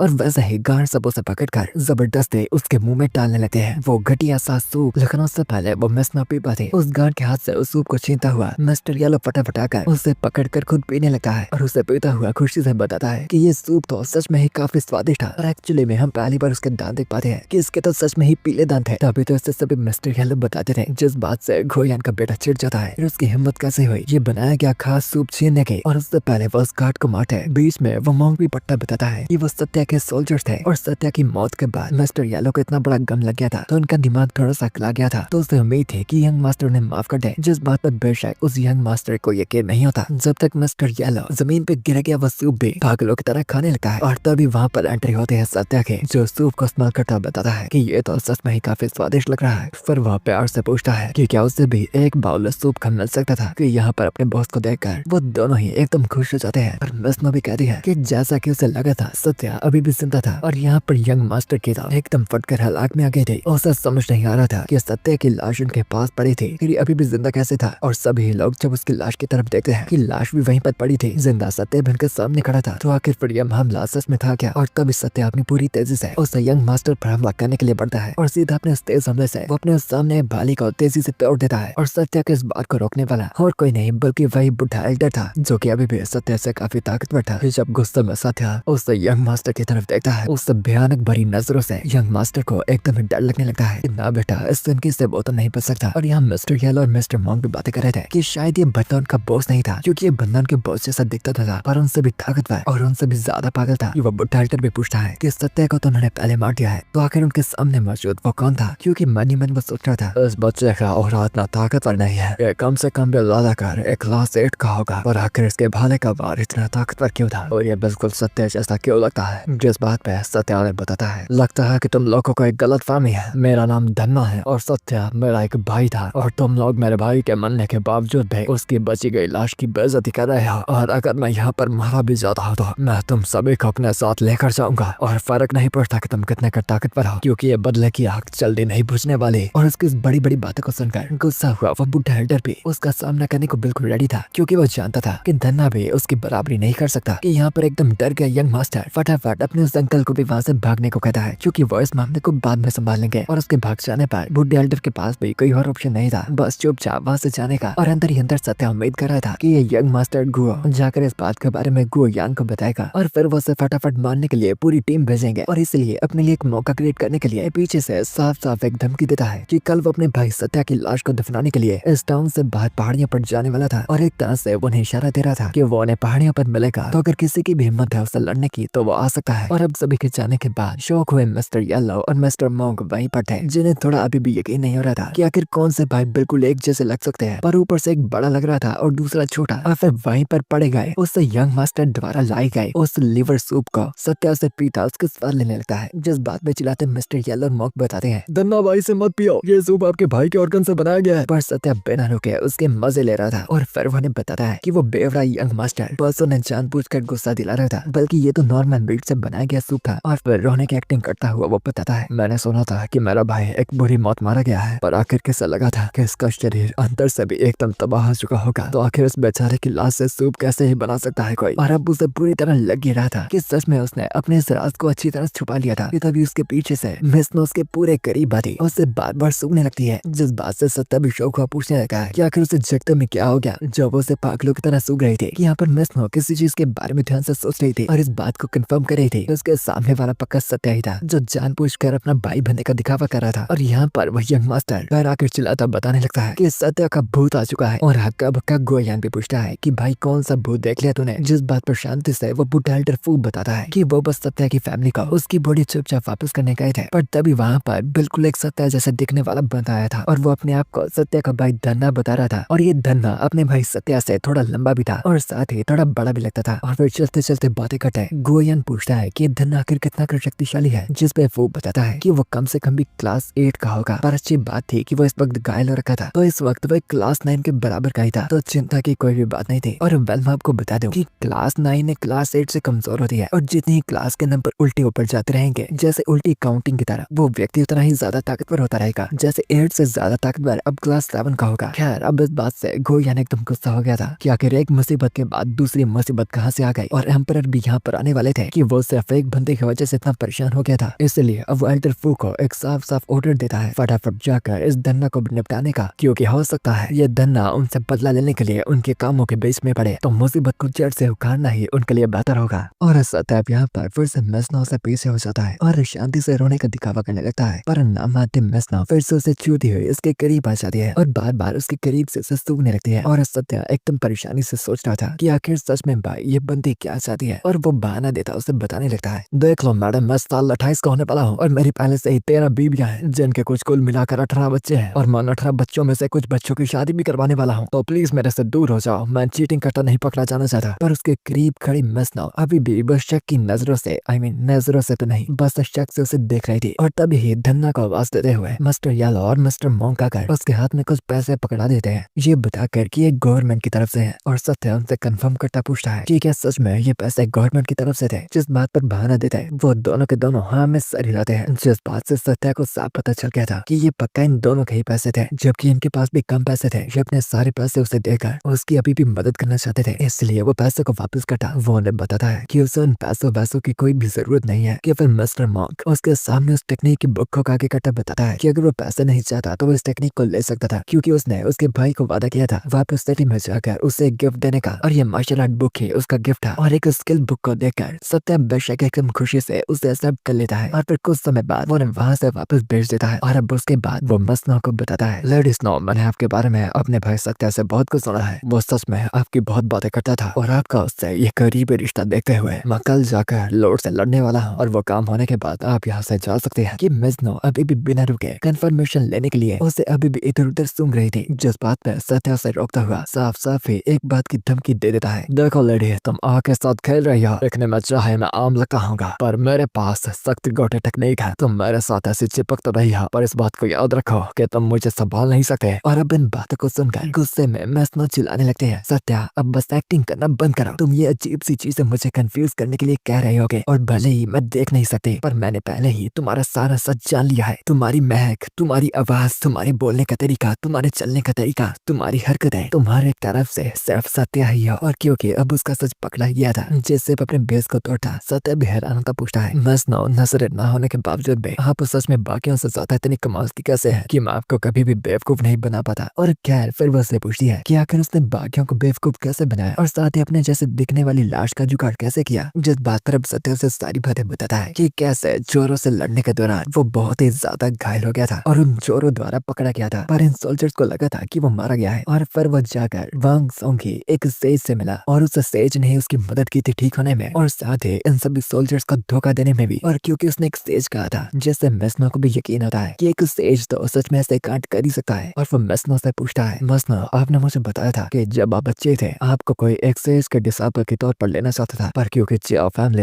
एक मार्शल आर्ट फैमिली थे तो उन्होंने एक सेज के फाइटिंग स्टाइल को एक्सेप्ट नहीं किया, तो क्या अब आपको लगता है क्या ये सेज जिस काबिल होते हैं? जिस बात पर मेसनो बताती है कि अब अंधा होने की वजह से वो एक मार्शल आर्टिस्ट के तौर पर बिल्कुल भी काबिल नहीं थे, पर शायद एक सेज के तौर पर वो शायद भविष्य में कुछ कुछ ना कुछ कर सकती है और शायद यही उसका मौका था वापस अपने कदमों पे खड़ा होने का। और लो जी, जैसा कि सत्या को लगा था, वो वर्षों से वही कहानियां सुनाने लगी थी कि कैसे उसका परिवार मारा गया था और अब उसे बदला चाहिए था, ब्ला ब्ला ब्ला। और फिर सत्या के चेहरे पर आकर वो उसे बताती है अब इन सभी हरकतों से रुकने को, क्योंकि अब वो सत्या की हरकतों से परेशान हो चुके थे। जिस बात पर कंफ्यूज सत्या पूछता है कि आखिर अब उसने क्या कर दिया, कि मैस्नो बताती है कि सिटी के अंदर सभी के सभी उस गोयान के कंट्रोल के अंदर थे और वो खुद एक क्लास 6 का वॉरियर था, यानी सत्या से बहुत ही ज्यादा गुना ताकतवर। और साथ ही उसके अंडर क्लास 7 और 8 के कई वॉरियर थे जो काम करते थे। तो सत्या ऐसा सब बंदा जो सिर्फ अभी क्लास 8 पर पहुंचा था और जिसने अपना ज्यादातर aura celestial demon dismantling technique की वजह से गवा दिया था, वो उनसे ये लड़ाई जीत नहीं सकता। तो बस अब वो चाहती थी कि सत्या ये हरकतें करने से रुक जाए और उनसे फालतू में लड़ने के लिए ना जाए। जिस बात से सत्या गुस्सा हो जाता है कि आखिर ये बंदी उसकी मरने की इच्छा को क्यों तोड़ रही है, जबकि वो खुद मरने के लिए इतनी मेहनत करता था। और मैस्नो बताती है कि आज उसे पता चल चुका है कि वो बदला तो लेना चाहती है, पर ये कर पाने के लिए उसके पास खुद इतनी ताकत नहीं थी। उसने उसे अपनी टेक्निक दी थी ताकि सत्या उसके लिए लड़ पाए, पर वो सच में उसे कभी मरा हुआ नहीं देखना चाहती थी। तो इसलिए वो अब सत्या को खतरे में नहीं डालना चाहती थी और अब आगे कामयाब होने के लिए उसे खुद कुछ न कुछ तो करना पड़ेगा। और उसका कल यान सिटी को छोड़ने का प्लान था और उसके बाद वो एक सेज के पाथ पर चली गई। तब सत्या को गो यान से लड़ने की जरूरत नहीं थी, पर क्योंकि सत्या ने उसके लिए काफी कुछ किया था, वो अपनी डोरेमोन की पॉकेट से एक और गैजेट नहीं, मेरा मतलब एक और टेक्निक नोट निकालती बताती है कि वो उसे रिपल अंदरूनी ताकत की टेक्निक देने वाली है, जिससे सत्या का पोटेंशियल बढ़ जाएगा। और ये चियाओ फैमिली की सबसे ज्यादा अल्टीमेट सीक्रेट टेक्निक थी। और वो बताती है सत्या अब इसे भी ले लो, ये मेरी सीक्रेट टेक्निक की आखिरी किताब है। जिस पर रोता सत्या भी चिल्लाता है मैस्नो, जैसे कि वो बेचारी मारी गई हो। एंड हाँ यस, ये एक जो रेफरेंस था। और परेशान मैस्नो भी बताती है कि भाई चुप हो जा, वो मरी वरी थोड़ी ना है। फिर तभी सत्या को याद आता है कि उसने भी कुछ वादा किया था मैस्नो को कुछ देने का, और वो कुछ ऐसी लाइंस थी जो वो चाहता था कि मैस्नो उसके साथ पढ़े और फिर उसकी तरफ हाथ बढ़ाए। वो उससे बताता है आपका रास्ता भी वही है जो मेरा है, और मैं अपने इस रास्ते को और भी बेहतर का कर तब तक हार नहीं मानने वाला जब तक मैं अपने मकसद को पूरा न कर लूं। जिससे मैस्नो उसकी बात का पूरा मतलब समझ जाती है कि सत्या का यहाँ पर बिल्कुल भी प्लान नहीं था उसे आधे अधूरे गोल में छोड़ देने का। जिस बात से मानकर अब वो भी बताती है मैं अगले 7 दिनों तक बाहर के टेम्पल में तुम्हारा इंतजार करूंगी, और अगर तुम 7 दिनों में नहीं आए, नहीं या फिर मुझे कहना चाहिए कि जब तुम 7 दिनों में आ जाओगे हम वहाँ से साथ में ट्रैवल करेंगे। और अब इस आगे बढ़ने वाले रिश्ते को पक्का कर सत्या चला जाता है अपने भाई की अस्थियां को परवाने के लिए, सच अपनी अस्थियां को परवाने के लिए। और वो करते करते वो एक्टिंग करने लगता है कि आखिर वो इस बहरान दुनिया में अपने भाई की बगैर कैसे जिएगा। कि पीछे ही पहाड़ी के ऊपर हम देखते हैं कि वही एल्डरफो सत्या को मारने के लिए वहाँ पर आ रखा था, और वैसा ही अपना पूरा तैयार होकर वो अपनी पूरी तेजी से सत्या के पीछे आ जाता है ताकि वो उसे एक ही बार में मार दे। कि उसी पल सत्या जगतु ने पीछे मुड़ता उस अस्थियों के डब्बे का सीधा ही एल्डरफो के मुंह पर घुमा कर मारता है, जैसे कुछ पलों के लिए दिखना बंद हुए एल्डरफो चिल्लाते हैं बावला इंसान, ये तुम्हारे भाई की अस्थियां हैं, आखिर तुम उसे किसी पर इस तरह कैसे फेंक सकते हो। जिस बात पर धन्ना बताता है बिल्कुल सही कहा अंकल जी, पर सत्या और मैं टीम में काम कर रहे हैं तो बेशक एक दूसरे का हम पूरा का पूरा साथ देंगे। और वैसे ही अपने तेज भाले से वो फू पर एक तेज वार कर मारता है, जिससे अल्टरफो डैमेज तो काफी हुआ था पर उसे मार पाने के लिए ये चीज काफी नहीं थी। और वो गुस्से में बताता है कि क्लास 8 का बंदा कभी भी उसे नहीं मार सकता और वो धन्ना जैसे को अंधा होकर भी हरा सकता है। और वैसे ही एक बहुत ही तेज वार कर वो उसे उस ऊंची पहाड़ी से नीचे फेंक देता है। और बुढ़े फू को लगा ही था कि आखिरकार अब उसने इस मुसीबत को भी खत्म कर दिया था कि घायल हालात में नीचे गिरता हुआ सत्य उसकी तरफ देखता मुस्कुराता बताता है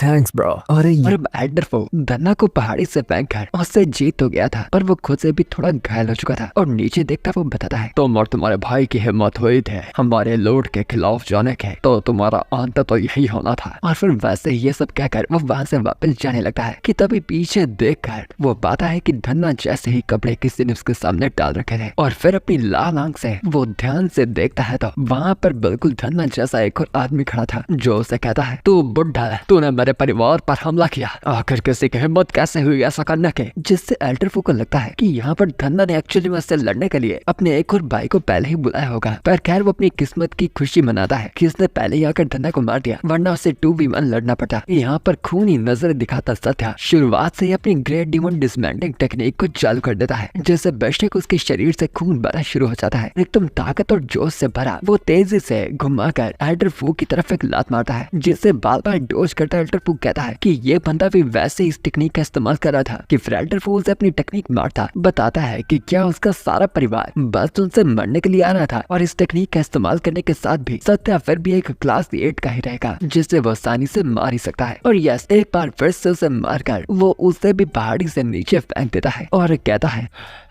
शुक्र है कि ये ज्यादा नुकसान नहीं कर पाया। कि तभी उसके पीछे उसे एक आवाज आती है जो उसे हेलो कहकर बुला रही थी। और यह आवाज सुनकर तो एल्डर फू के शरीर से पसीने बहना शुरू हो गए थे, पर वो फिर भी अपने मन में उम्मीद करता है कि ये प्लीज उसी परिवार का कोई बंदा ना हो जो वो सोच रहा था। और फिर फटाफट पीछे मुड़कर जब वो देखता है तो सत्या मुस्कुराता उसे बताता है, हेलो मेरी जान, मिलकर कैसा लगा? वैसे देखकर तुम्हारे हाल तो काफी बुरे लग रहे हैं, पर पूछ लेना बेहतर होता है। और अब एल्डर फू अलग अलग ढेरों बातें सोचने लगा था कि क्या ये उसका भाई था या फिर ये कोई भूत था या फिर कोई सेज या फिर एक्चुअली में उसे किसी ने कोई टाइम स्पेन में डाल दिया था। और क्या उसके साथ जो भी हो रहा था वो असली तो था ना? और क्या वो इस वक्त अपने होश तक में भी था? और ऐसे ही धीरे धीरे कर वो बुढ़ा पागल होना शुरू हो चुका था। और जहाँ पर पहले धन्ना ने उस पर वार किया था उसकी दर्द भी बढ़कर अब ज्यादा होना शुरू हो चुकी थी। जिससे फिर एल्डर फू को लगता है कि ये फिर कोई इल्यूशन तो नहीं होगा और उसकी तरफ जो सत्य आ रहा था वो पक्का उसका कोई बहरूपिया था जो पुराने वाले की एक्टिंग कर रहा था। और आते ही फिर से सत्य अपनी उसी टेक्निक का इस्तेमाल करता है और जिससे उसके शरीर से खून बना फिर से शुरू हो जाता है और उसकी ताकत को बढ़ाता है। जिससे एल्डर फू बबलाता कहता है, बहन के टका,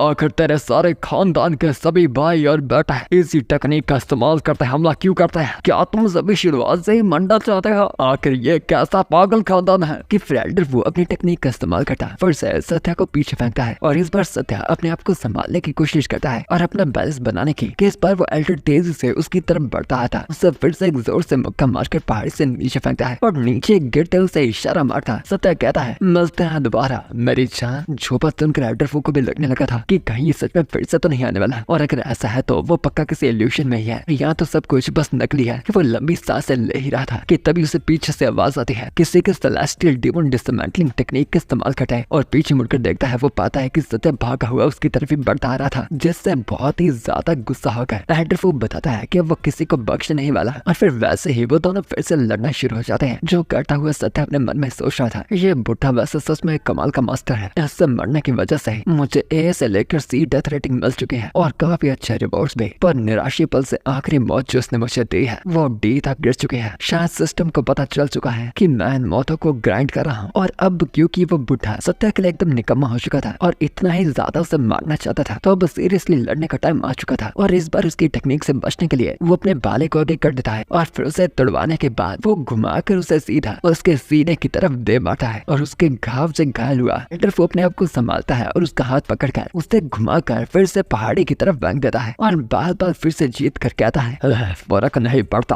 अगर तुम सभी के सभी बस एक ही आदमी हो, फर्क नहीं पड़ता चाहे तुम एक इंसान हो या फिर कोई भूत, मैं तुम्हारा शिकार हमेशा कर ही दूंगा। और वो थका हुआ ये बातें कह ही रहा था कि उतनी देर में पीछे से फिर से सत्या आकर कसकर उसका गला पकड़ लेता है और बताता है कि अब वो उसे एक डरावनी कहानी सुनाएगा कि उसके इस वीक की डेथ फिर से अपडेट हो चुकी थी, यानी उसके पास 5 मरने की लिमिट से और आ गई थी और इसीलिए वो उस एंटर को पकड़ कर ही सीधा ही पहाड़ी से नीचे कूद जाता है। राफा में भी वो बुढ़ा उससे अपने आप को छुड़ाने की कोशिश कर रहा था, उसे लगातार जितना हो सके उतना बार बार मार मार कर और ऐसे ही अपनी ताकत से वो उसके हाथ तक भी तोड़ देता है। जिसपे सत्यम बताता है, माफ करना दादाजी, बिना हाथों के भी मेरे पास पैर मौजूद है और तुम मेरे साथ गिरने से बच नहीं सकता है। और जितने टाइम से सत्य उसका गला दबा रहा था उससे एल्डर फू को बेहोशी छाना तक भी शुरू हो चुकी थी और ऊपर से वो बिल्कुल चेहरे के बल जमीन पर लैंड होने वाला था। नीचे गिरता गिरता वो देखता है कि वहाँ पर और भी लाशें मौजूद थी, जिससे मरने से पहले एल्डर फू को एक चीज की तो खुशी होती है कि कम से कम वो कोई इल्यूजन में नहीं था और जितने भी लोगों को उसने मारा था वो सारे असली थे। और फिर वहाँ पर एक बहुत ही बड़े धमाका होता है उस लैंडिंग से और पास ही पड़े भेड़ियों को लगता है कि आखिर लगातार पहाड़ी के ऊपर से खाना गिरता आ रहा था, तो क्या ये आखिर भगवान का प्रसाद था जो आज बरसता जा रहा था। खैर यहाँ पर पहाड़ी के ऊपर फिर से सत्या खुश होता बताता है कि उसका मिशन पूरा हो चुका है। इस वाली मौत से भी उसे डी रैंक की डेथ रेटिंग मिली थी और 2 के स्किल पॉइंट्स और अब उसके पास टोटल के 41 स्किल पॉइंट्स इकट्ठे हो चुके थे। जो देखता वो कहता है, अरे यार इस बार भी डी मिला। और फिर वो कहता है और फिर अपनी ताकत को महसूस करता वो बताता है, मैं अभी क्लास बी के बीच में हूँ और मैं खुद से अभी भी अपने ऑरा को मैनिपुलेट नहीं कर सकता, तो बेशक मेरी क्लास जितनी हाई होती चली जाएगी उतना है उसमें आगे बढ़ना मुश्किल होता जाएगा। कि तभी एक नोटिफिकेशन आता है कि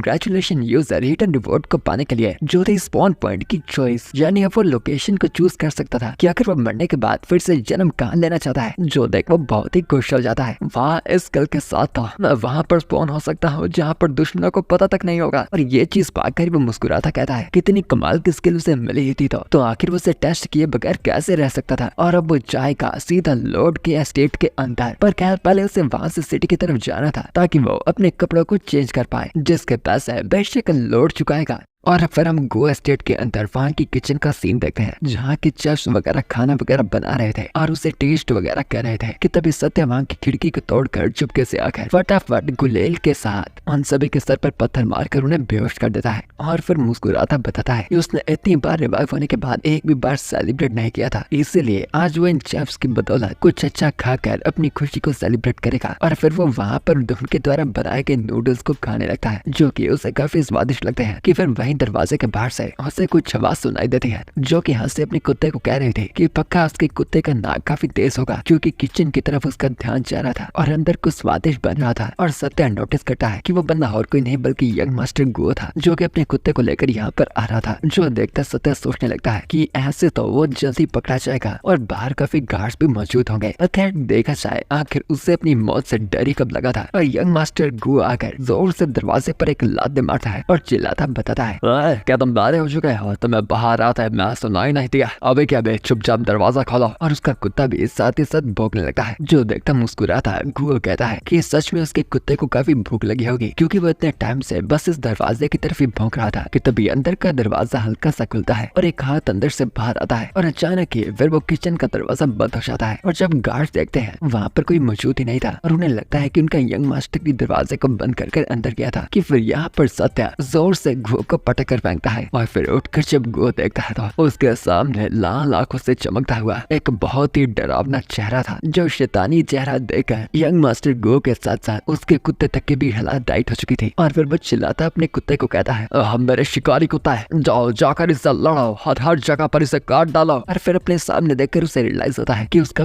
कुत्ता था, कोई पोकेमोन नहीं। सत्य उसे पेट वगैरह कर एकदम जमीन पर खिला रहा था, पर इतना पता नहीं लग रहा था कि ये कुत्ता वो प्यार के लिए कर रहा था या फिर अपना डर छुपाने की वजह से। और फिर सत्य अपना भाला कर देता है यंग मास्टर गो की तरफ और फिर उसे धमकाता बताता है देखो तुम्हें बस चुपचाप रहकर मेरे हर एक क्वेश्चन का बस जवाब देना है। पहला कि यहाँ पर आकर कितने कर क्लास के वॉरियर्स हैं, जिस पे वो बताता है कि उसका डैड अभी क्लास 6 में था और 2 वॉर्ड थे जो क्लास 7 में थे। पहला उनका अंकल फू जिसे एक्चुअल में सत्य ने पहले मार दिया था और अगला क्लास 7 का था जोबेन और 5-6 यहाँ पर क्लास 8 के भी थे और 9 वाले की गिनती उसे पता नहीं थी। और फिर सत्य से पूछता है कि क्या उसे मार्शल आर्ट फैक्शन के बारे में पता था या फिर क्रिम्सन एम्पायर के प्लान्स के बारे में, जिस पे हैरान होता वो कहता है कि आखिर सत्य को भी इस चीज के बारे में कैसे पता था। कि अपने सामने फिर वो सत्य का चेहरा देखता है जो कि साफ ही बता रहा था कि क्वेश्चन यहाँ पर सिर्फ वो पूछेगा और जवाब भी सिर्फ उसे ही मिलेंगे। और फिर वो रोता हुआ बताने लगता है कि उसके डैड ने उसे बताया था कि क्रिम्सन एम्पायर इस महीने के अंदर टाउन में आ सकता है। और सत्य उससे एग्जैक्ट टाइम और उसके प्लान्स पूछता है, जिस पे यंग मास्टर गो थोड़ा सोचता है अगर उसने अभी उसका जवाब दिया तो वह पक्का उसे मार डालेगा, तो उसे कुछ करके उसे किचन से बाहर लेकर चलना पड़ेगा या तो किसी तरह से अपने डैड के पास। कि फिर मीठा बंदा वो कहता है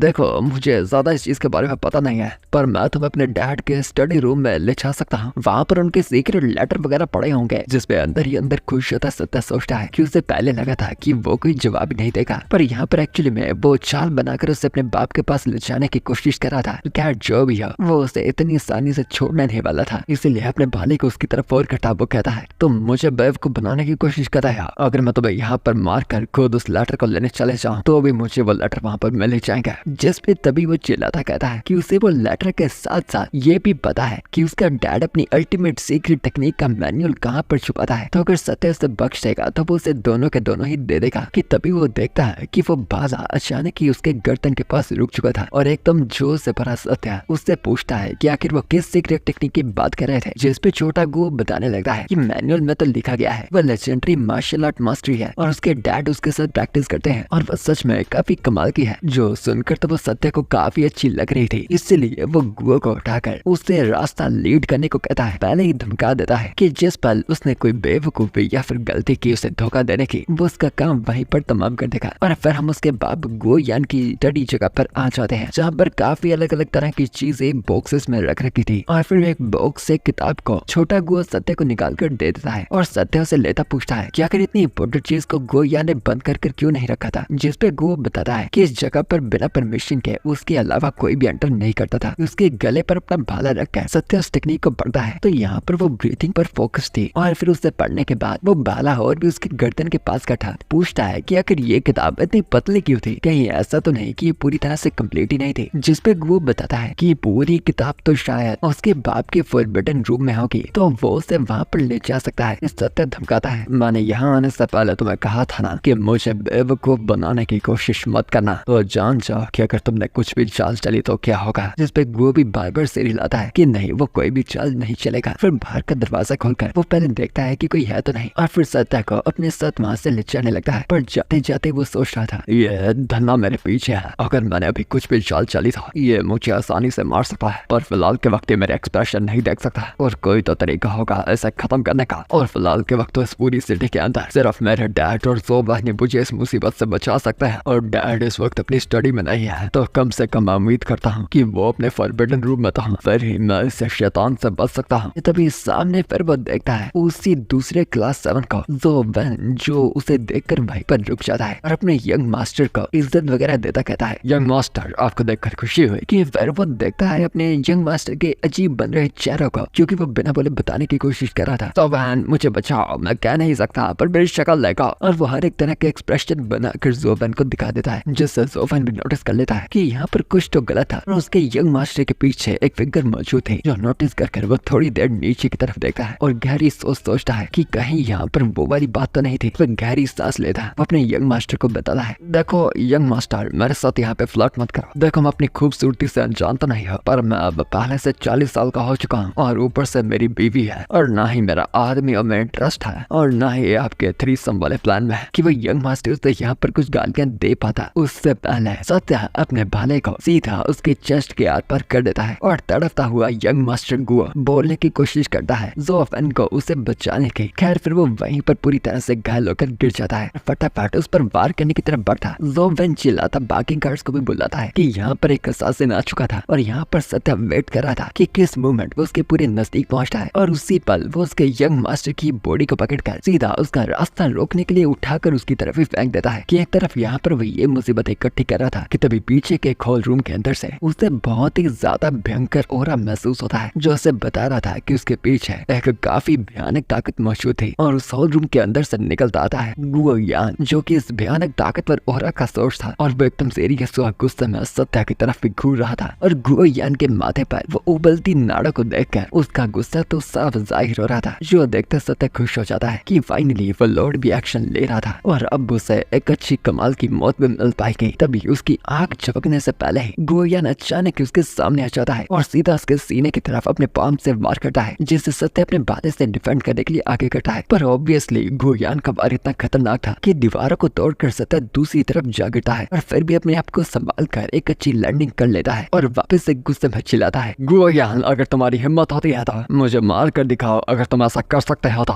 फिर से पूरी तेजी से गुओ यान उसके सामने आ जाता है, जिस पे वार करने के लिए सत्य भी अपना भाला घुमाता है, और उससे पहले ही घूमकर उससे उसकी एक तीखी और तेज लात पड़ती है, जो फिर से उसे दूर पटक कर फेंकती है। और सत्य अभी भी ना रुकता, जमीन पर अपना भाला दास्ता उठता कहता है, अपनी ताकत को दिखाने से पीछे मत हटो गुओ यान, चिंता की कोई बात नहीं है, मेरे पास सख्त गोटे टेक्निक है, तुम मुझे इतनी आसानी से यहाँ पर नहीं मार सकता है। फिर से तेजी से आकर गुओ यान एक जोर का मुक्का उसकी तरफ दे मारता कहता है, आराम खार, आखिर तुमने मेरे बेटे को क्यों मारा। जिस पे सत्य हंसता रिप्लाई देता है, देखो आजकल बुरे लोगों को सजा स्वर्ग वाले नहीं दे रहे, पता नहीं वो लोग किन कामों में व्यस्त है, क्योंकि शायद स्वर्ग वाले सिर्फ उन्हें उठाते हैं जो उनका दिल करता है, क्योंकि स्वर्ग ने तेरे बेटे को सजा नहीं दी थी, तो यहाँ पर उनके हिस्से का काम मैंने कर डाला। और फिर से अपनी सेलेस्टियल टेक्निक का इस्तेमाल कर उसकी ताकत बढ़ जाती है, वो घुमाकर गुओ यान को दूसरी तरफ फेंकने की कोशिश करता है, और जिस पर गुओ यान जमीन पर था सत्य एक तेज भाले का वार सीधा उसकी तरफ करता है, इससे ऑब्वियसली गुओ यान बचकर उल्टा उसकी तरफ तरफ ही बढ़ता है और सत्य वापस अपने बाले को उल्टा मोड़कर उसके ऊपर सक्सेसफुल वार करना चाहता था, पर अपने हाथ के साथ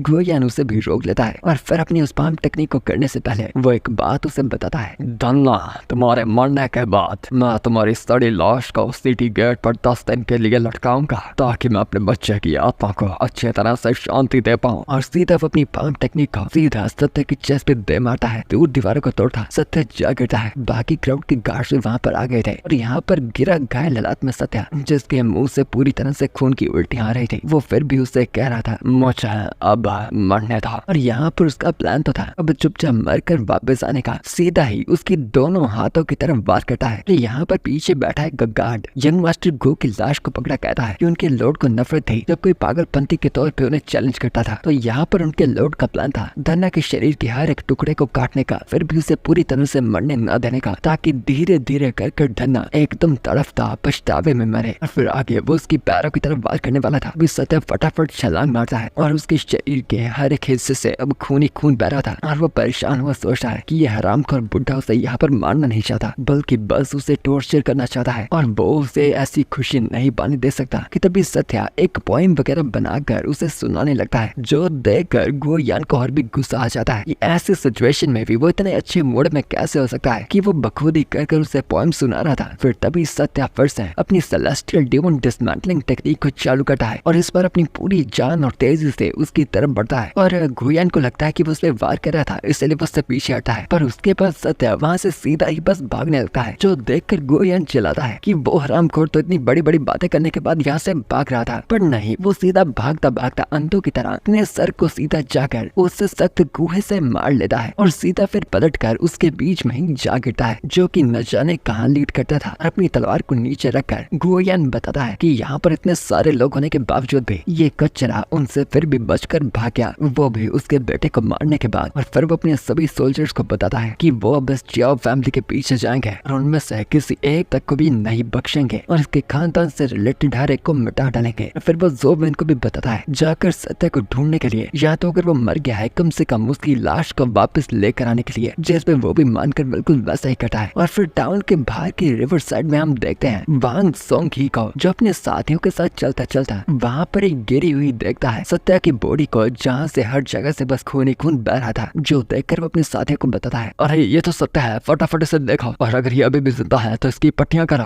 और अब सत्य द्वारा किए गए कांड को पूरे 3 दिन बीत जाते हैं और पूरी यांग सिटी में फैल गया था कि कैसे सत्य ने यंग मास्टर गुओ को मार दिया था और जगह जगह पर सत्य के पोस्टर वगैरह भी लगा दिए गए थे। और वहाँ के टाउन के लोग तो एक्चुअली में नहीं चाहते थे कि सत्य पकड़ा जाए और उम्मीद कर रहे थे कि शायद कुछ चांसेस थे कि वो अभी भी जिंदा था। और वहाँ पर हम आम से कपड़ों में मिस नो को भी देखते हैं, जो कि वहाँ से जाती हुई कह रही थी सत्य, मैं जानती हूँ कि तुम इस बार भी ठीक हो गए, पिछली बार भी तुम्हें एक सेज से मदद मिल गई थी, तो शायद वो सेज इस बार तुम्हारी फिर से मदद करते। कि यहाँ पर दूसरी तरफ हम देखते हैं सत्य को दबाकर पट्टियों में बंधे हुए, जो कि होश में आता है और परेशान हुआ कहता है कि आखिर उसे तो मर जाना चाहिए था, तो फिर आखिर वो अभी तक जिंदा कैसे था। और इतनी सारी हुई गई चोटों के साथ बेशक उसके शरीर में काफी सारी दर्द फैल गई थी। और फिर अपने ऊपर जब वो देखता है तो सोंगी के साथ कितने सारे लोग इकट्ठा हो रखे थे और सोंगी बेचारा इमोशनल हो गया था। जब सत्य को होश आ गई थी बाकी सभी खुश हो जाते हैं कि आखिरकार वो जाग गया। फिर सोंगी सत्य को बताता है सत्य, मैंने तुम्हारे हीरोइक एक्शन के बारे में पूरे टाउन में फैलती खबरों को सुना है, तो मेरा भी फर्ज बनता था इस हीरो को बचाना, तो तुम्हें मेरी इस बात का शुक्रिया करने की कोई भी जरूरत नहीं है। यहाँ पर गुस्से में सत्य चिल्लाने की कोशिश कर रहा था, हरामखोर सोंगी, मैंने तुम्हारा कुछ भी नहीं बिगाड़ा, तो आखिर तुमने मुझे बचाकर मेरा बुरा ही क्यों किया। और ऐसा वो बोलने की कोशिश कर रहा था पर चोटों की वजह से उसकी आवाज तक भी साफ नहीं आ रही थी। और सोंगी ये समझकर कि उसे शुक्रिया कर रहा था उसे चुपचाप वापस से दबाकर लिटा देता है और परेशान हो सत्या कहने लगता है आखिर ये हरामखोर सोंगी चोर उससे चाहता क्या था। और परेशान हुआ वो कहता है देखो मेरे भाई, हाथ मान लो, मुझे मत बचाओ, तुम्हें ऐसा करने की जरूरत नहीं है, मेरे लिए सब कुछ ठीक है। जो सुनकर सोंगी और भी इमोशनल होकर सोचने लगता है कहीं ऐसा तो नहीं कि सत्या को लगता है कि अब उसके पास ठीक होने का कोई भी तरीका नहीं बचा था और वो नहीं चाहता था सोंगी पर बोझ बनना। और मौत के सामने होने के बावजूद भी वो दूसरों का सोच रहा था जैसा कि एक असली हीरो करता है, जिससे इमोशनल होकर सोंगी सत्या का हाथ पकड़ लेता है, जो कि ऑलरेडी दर्द में था, जिससे सत्या की जान निकलने लगती है। ये यहाँ पर उसे सोंगी समझाने लगता है देखो सत्य, मैं जानता हूँ कि तुम्हारे शरीर पर काफी चोटें लगी है और ये दर्द भी करती होगी, पर मुझ पर यकीन करो, मैं वांग सोंगी कभी भी हीरो को अपने सामने नहीं मरने दूंगा। जब तक उम्मीद है तुम इस दर्द पीड़ा के साथ भी जिंदा रहोगे। ऐसा हो भी रहा था। और फिर उसका हाथ छुड़वाने के बाद एकदम परेशान सत्या भगवान से दुआ करता है, "हे मेरे प्यारे भगवान, मुझे वांग सोंगी के इस भयानक टॉर्चर से बचा लो।" उसे ऐसी हालात में देखकर वांग सोंगी को लगता है कि सत्य पूरी उम्मीद छोड़ गया था, इसलिए उस पर और ध्यान देने की जरूरत थी। फिर 2 दिन बाद हम देखते हैं वांग सोंगी के हाथों में सत्य की लाश थी। सभी लोग इकट्ठा हुए उसके लिए बस रो रहे थे कि उनका सच्चा हीरो मारा गया, और वो लोग सत्य के लिए काफी टाइम तक चिल्लाते हैं। यहाँ पर एक तरफ फिर से स्पॉन हो चुका सत्य अपने स्टैट्स वगैरह को देख रहा था, और वो पाता है कि इस बार उसे B+ की डेथ रेटिंग मिली थी, और साथ ही हम उसकी बाकी स्किल्स वगैरह भी देख सकते हैं। खुशी से सत्य कहता है इस बार थोड़ा टाइम तो लगा, पर आखिरकार वो फाइनली मर पाया। पर अच्छी बात ये थी कि वांग सोंगी के वो फेल अटेम्प्ट करने के, उसे बचाने की कोशिश के चलते उसकी डेथ रेटिंग और भी बढ़ गई। तो इतना टॉर्चर सहना कोई बुरी बात तो नहीं हुई थी, बट डांटियन साइक्लोन भी आ गया था। उसने मीडियम क्लास 8 से अब सत्य टॉप नॉच के क्लास 7 तक भी पहुंच गया था, और इन सारे रिवाइव्स की वजह से सत्य को लगता था जैसे वो न जाने कितने डिकेड से काम कर रहा था और काफी वेरी स्किल्स को पा रहा था, जो बात सच में काफी कमाल की थी। और ये बातें सोचता हुआ वो खुशी हो रहा था कि तभी पीछे झाड़ियों से 3 छुपे लोग अपना सर बाहर निकाल कर उसे देखने लगते हैं। उसी पल अचानक ही सत्य का चेहरा उनके सामने आ जाता है, जो उनसे पूछता है कि वो यहाँ पर क्या कर रहे थे, जिस पे अचानक ही वो लोग घबरा कर से पूछने वगैरह लगते हैं कि आखिर वो कौन था और आखिर वो सत्य जैसा क्यों दिखता था। जिस पे बैठा सत्य थोड़ा सोचने लगता है कि उसने काफी बार सभी लोगों को पहले ये बहाना लगा दिया था कि वो अपना ही भाई है। इस बार वो कुछ थोड़ा न्यू ट्राई करना चाहता था, इसलिए इस बार एकदम सीरियस और समझदार बनता। सत्य बताता है तुम सब संभलकर खुशी हुई, मेरा नाम सूर्य है और मैं यहाँ पर अपने बेटे को ढूंढने आया हूँ। जिससे वो लोग हैरान होते कहते हैं कि क्या ये सच में सत्य का बाप हो सकता था, क्योंकि उनके सामने तो बहुत ही जवान लग रहा था और इसकी उम्र 30 साल से ज्यादा लग ही नहीं रही थी। जैसे अंदर ही अंदर सत्य भी खुश होता सोचता है कि ये इमोर्टल पंच के इफेक्ट्स तो काफी कमाल के थे, और मिस नो ने जैसा कहा भी था कि इमोर्टलिटी पंच को मास्टर करने के बाद एक व्यक्ति हमेशा यंग रह सकता है। और पहले तो उसके इफेक्ट नहीं दिख रहे थे, पर अब उसे वो महसूस होना शुरू हो गए थे, और अभी तो उसके पास इमोर्टलिटी पंच का सिर्फ आधा हाफ था, तो बाकी बचा आधा पाने के बाद वो तो धन्य हो जाएगा। जिस पे फिर खुश हुआ सूर्य उन लोगों को बताता है मैं बस बहुत ही मेहनत से प्रैक्टिस करता हूँ, जिसकी वजह से दिखने में भी काफी अच्छा दिखता हूँ। पर खैर ये बातों को छोड़कर क्या तुम सभी मुझे मेरे बेटे के पास ले जा सकते हो। जिसके फिर कुछ मिनटों बाद हम उसे देखते हैं उन लुटेरों के बेस पर, जहाँ पर अंदर पहले वाली सत्य की लाश को लिटा रखा था, और वहाँ पर सोंकी एकदम इमोशनल होकर रो रहा था। जिसे सूर्य बताता है मिस्टर वांग ज्यादा रोने की जरूरत नहीं है, मेरा बच्चा उस तरह से मरा है जैसे वो चाहता था। जो मर चुके हैं उनके चीजें अंत हो चुकी हैं, बट जो लोग जिंदा हैं उन्हें अपनी कहानी को आगे बढ़ाना है। और फिर से गिगाचैट बनता वो बताता है यान सिटी लॉर्ड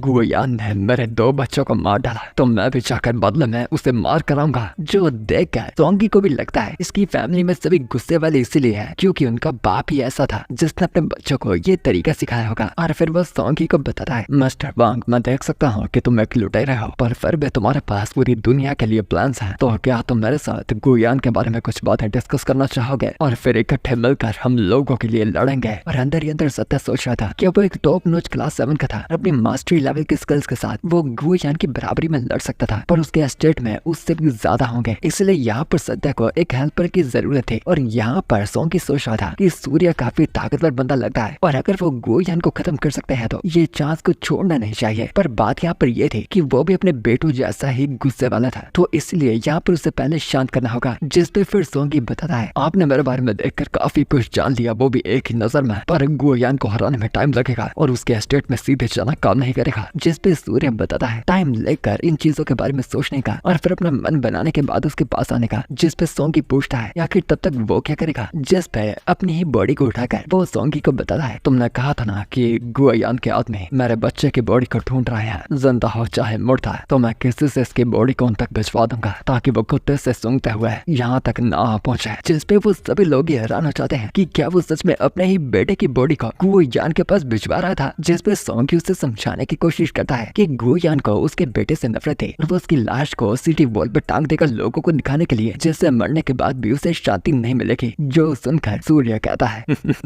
अगर ऐसी बात है तो मेरे बेटे की लाश सबसे ज्यादा परफेक्ट बेट बनेगी, और ये काम करने के लिए गुयान अपने स्टेट से बाहर आएगा, फिर हम मिलकर उसे आसानी से और भी अच्छी तरह से मार पाएंगे। जिस पे सोंगी उसे पकड़ता समझाने लगता है देखिए मुझे कहना तो नहीं चाहिए, पर वो आपका बच्चा है, आप उसके साथ ऐसा नहीं कर सकते। जिस पे इमोशनल बनता सूर्य बताता है देखो तुम इस बात की चिंता करने की जरूरत नहीं है, पर अगर किसी रास्ते से हम गुयान को मार सकते हैं तो अपने बच्चे की जगह मैं भी बेट बनने के लिए रेडी हूँ। और इतना ज्यादा पक्का फैसला देखकर सोंगी भी अब उस बात के बीच में नहीं बोल सकता था। जिस पे फिर इज्जत देता सोंगी उसे बताता है अंकल सूर्या मुझे माफ कीजिएगा कि मैं पहले आपके जज्बातों को नहीं समझ पाया और इस बात से मैं आपकी पूरी इज्जत करता हूँ कि आप अच्छा कर्म करने के लिए अपना सब कुछ गंवाने के लिए भी तैयार है। तो मैं आपके बेटे की लाश को सबसे अच्छे डॉक्टर से पहले दिखवाऊंगा, तब तक के लिए आप बस यहाँ पर बेस में वेट कीजिए। जिसपे वो भी मान जाता है और अंदर ही अंदर वो बहुत ही खुश था कि इस बार के असैसिनेशन के प्लान में उसे एक मददगार भी मिल गया था और अब उससे यहाँ पर तरीका ढूंढना था किसी तरह से अपनी डेथ रेटिंग को बढ़ाने का। और यहाँ पर हम गो यान की स्टडी में देखते हैं जहाँ पर वो कुछ मार्शल आर्ट्स किताबें पढ़ रहा था, तभी वहाँ पर एक कबूतर कोई संदेश लेकर आता है जिसे खोलकर गो यान पढ़ने लगता है। जो पढ़कर वो कहता है ये मार्शल आर्ट क्लब के बेस्ट जासूस थे चियाओ फैमिली की कोई भी इंफॉर्मेशन को नहीं पा पाए, तो कहीं ऐसा तो नहीं था कि सत्या का कोई बड़ा खानदान था ही नहीं। जिस पे वो भी कहता है कि सच में दो पागल हुए आम भाई उसे बेवकूफ बनाने ही वाले थे ये सोचने में कि उनकी कोई बहुत ही तगड़ी बैकिंग होगी कि तभी एक आदमी आकर गोयन को बताता है कि उन्हें धन्ना की लाश मिल गई थी और वो फॉन्सन टाउन में रहने वाले एक डॉक्टर को मिली थी रिवर साइड पर पड़ी हुई, जिसे नोटिस करने के बाद उसने उन्हें बता दिया। जिसपे गोयन भी फटाफट उठकर बस उस लाश को देखना चाहता था क्योंकि धन्ना के ऊपर उसका बहुत ही गुस्सा था। जो देखकर वो कहता है कि ये तो सच में उसी की लाश थी और ये सच में ही मर गया था। और वो आदमी फिर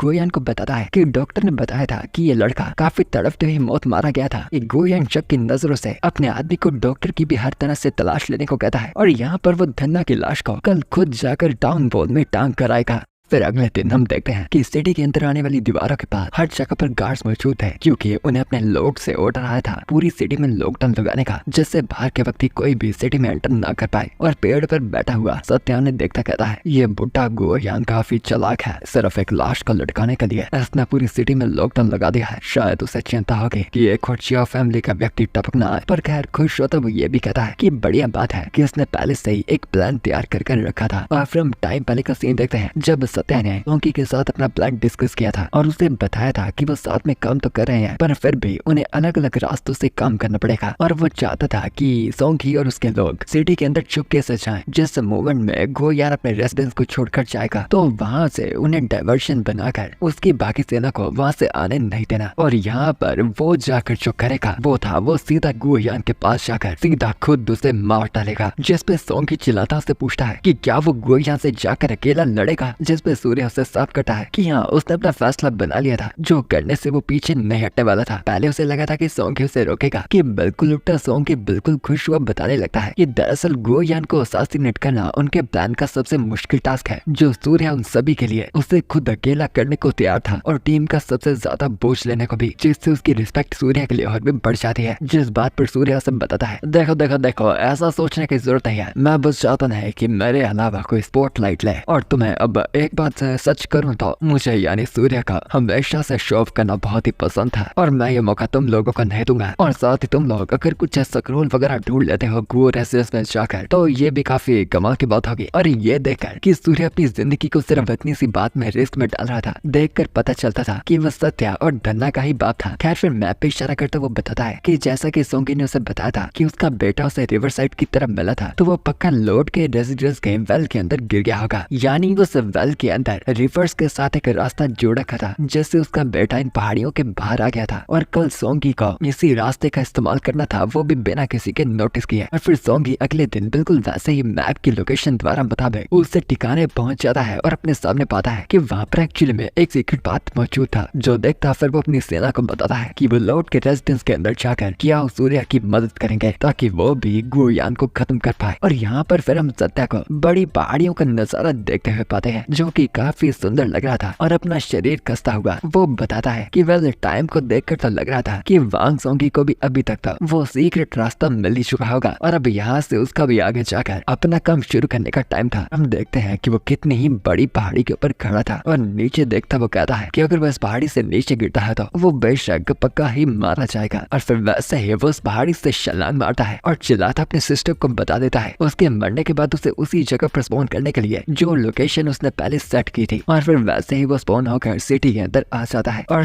जहाँ वो आया था वो स्टोर रूम की तलाश कर वहाँ पर कुछ अच्छे भाले ले लेता है लड़ने के लिए। और फिर कुछ घंटे बाद का सीन हम देखते हैं कि गोयन कुछ सोल्जर्स को लेकर घोड़े पर बैठा हुआ जा रहा था और पीछे ही एक रथ सा बंध रखा था जिसमें उसने सत्या की लाश रखी थी। और यहाँ पर फिर लोग बातें करते कहने लगते हैं ये लॉर्ड गो ने तो बताया था कि आज उनके बेटे का फ्यूनरल था, तो फिर यहाँ पर कोई भी फ्यूनरल के कपड़े क्यों नहीं डाल कर आया। कि तभी फिर गो यहाँ चिल्लाता चिल्लाता कहता है कास्केट को खोलकर उस लाश को बाहर निकालने के लिए, और उसके सिपाही बिल्कुल वैसा ही कर सत्या की लाश को निकालकर उसे सिर से पकड़कर सभी को दिखाते हैं, जिसे देखकर लोग बातें करने लगते हैं कि आखिर ये कौन था जिसका इतना बुरा अंत हुआ था। पर वो यंग मास्टर गु जैसा तो नहीं लग रहा था कि कुछ लोग बीच में बातें करते बताते हैं कि ये तो वही हीरो था जिसने यंग मास्टर गु को पीटा था, और साथ ही उन्होंने ये भी कहानी सुनी थी कि एक धन्ना नाम के बंदे ने आकर इनके घर के अंदर आकर ही सीधा हमला कर दिया था। तो ये लोंडा पक्का वही होगा, और वही लोग जिन्हें हमने पहले देखा था वो भी इसे देखकर गुस्से में कहते हैं कि गो यान कोई फेवरल नहीं कर रहा था बल्कि एक परेड कर रहा था, और ये यहाँ पर सभी के लिए एक धमकी थी कि अगर भविष्य में किसी ने भी हवा में उड़कर चिवलरी दिखाने की कोशिश की तो उसका भी अंत बिल्कुल वैसा ही होगा, जिस चीज के बाद किसी की भी हिम्मत नहीं होगी उसके खिलाफ जाने की। और बाकी बड़े लोग भी बातें करने लगते हैं, हाँ ये हीरो है, आखिर एक अनजानी छोटी मोटी क्या फैमिली का बंदा हीरो कैसे हो सकता है। लॉर्ड के मेंशन के अंदर आकर पूरे दिन में एक मर्डर करने की जुर्रत करना तो वैश्य क्रिम्सन एम्पायर द्वारा मिले गए ऑर्डर के द्वारा इसकी मौत निश्चित है, और इसका एग्जीक्यूशन होना बिल्कुल डिजर्व था। जो सुनकर आम लोग भी बताने लगते हैं कि लोगों के घरों के अंदर आकर हमले करना ऐसे कर्म तो यंग मास्टर गुओ भी करते थे, तो आखिर फिर लॉर्ड गुओ पहले क्यों नहीं कहते थे कि ये चीज लॉ के खिलाफ थी, जब पूरी यान सिटी में लोग भूख से मर रहे थे और लॉर्ड ने फिर भी कुछ नहीं किया था। और लॉ के अकॉर्डिंग देखा जाए तो उन सभी को पता था कि पहले एग्जीक्यूट किसे होना चाहिए था, उनके लॉर्ड को। जो गुस्सा होकर गोयान के आदमी अपने आदमियों को ऑर्डर देते हैं इन आम गरीबों को पीटने के लिए, जिनकी हिम्मत हो रही थी खिलाफ जाकर लॉर्ड के बारे में कुछ कहने के, और सारे आम लोग मार खाते हुए भी बता रहे थे कि भूखे सिविलियंस को भगा देना और बदले के लिए पूरी सिटी को बंद कर देना और खाने के दाम को बढ़ा देना, जैसे गरीब लोग अफोर्ड ही न कर पाए, इसका कर्मा एक न एक दिन सबको मिलेगा। यहाँ पर वो बड़े मर्चेंट्स वगैरह बस उन गरीब लोगों को मरता देखता एंजॉय कर रहे थे, और वो बताते हैं कि अगर किसी को गरीबी है या फिर भूख है तो उन्हें और पैसा कमा कर उसे मिटाना चाहिए, ना कि चिल्लाना चाहिए। हाँ, तुम जैसे गरीब लोगों को हक किसने दिया बोलने का? मैं तो कहता हूँ कुत्तों की तरह वहाँ पर मरो और फिर फर्स्ट जन्म लेना अपने असली रूप कुत्तों में, बिल्कुल इस कियाओ फैमिली के लड़के की तरह। कि तभी जो ये टकला बातें कर रहा था इसके सर से इसके बाल तक कट जाते हैं। तभी एक काफी तेज व्यक्ति आकर इन सभी बुरे मर्चेंट्स की ओर वार करता आगे की ओर बढ़ता है, जो कि ऑब्वियसली सत्य ही था। जिसके बाद वो आम लोग भी लड़ाई में अपना कंट्रोल पाते हैं और कुछ कर उन बुरे मर्चेंट्स को पीटना वगैरह शुरू हो जाते हैं। और यहाँ पर गोयान को उसका एक सोल्जर बताता है कि कोई व्यक्ति आकर एक तरफ काफी शोर मचा रहा था, जिस बात को गोयान उसे इग्नोर करने को कहता है, और आज का ये काम निपटाने के बाद वो कल उन हजारों को भी बंदी बना लेंगे और उन्हें मारकर एग्जाम्पल के तौर पर इस्तेमाल करेंगे। कि तभी एक बहुत ही ज्यादा किलिंग अटेम्प्ट से भरा हुआ तेज भाला सीधा गोयान की तरफ ही बढ़ता आ रहा था, जिसे गोयान फटाफट पीछे मुड़कर देख तो लेता है, पर वो इतना तेज था कि उसे पूरी तरह डोज नहीं कर पाता, और सीधा वो भाला जाकर उसे लगकर नीचे की ओर गिरा देता है। और नीचे गिरकर गोयान भी काफी घायल हो जाता है, और उसके सैनिक आकर उसे उठाने लगते हैं और उसके सेफ्टी के लिए उसके आसपास इकट्ठे होने लगते हैं। कि अपने कंधे की इंजरी को देखता गोयान कहता है, आखिर ये क्या था? मैं बाल बालिक से डोज कर पाया, अगर मैं एक ही पल भी स्लो होता था ये भाला मेरे सर के हाथ पहुंच जाता है। कि तभी वहाँ पर एंट्री करता सत्य आ जाता है, जिसका किलिंग अटेम्प्ट हर जगह पर भरा था, और फिर वो चिल्लाता कहता है, गोयान तुमने मेरे खानदान का अंत किया था और अब तुम्हारी हिम्मत भी हुई उसकी लाश को पूरी पब्लिक में दिखाने की, ताकि तुम उसे मौत के बाद भी बेइज्जत कर पाओ। तुम्हारी इतनी ज्यादा गहरी नफरत और ये कियाओ फैमिली इससे बदले का 1000 गुना वापस लौटाएंगे और तुम्हारी अकल ठिकाने लगाएंगे। और उसे देखकर गोयान भी चिल्लाता कहता है, धन्ना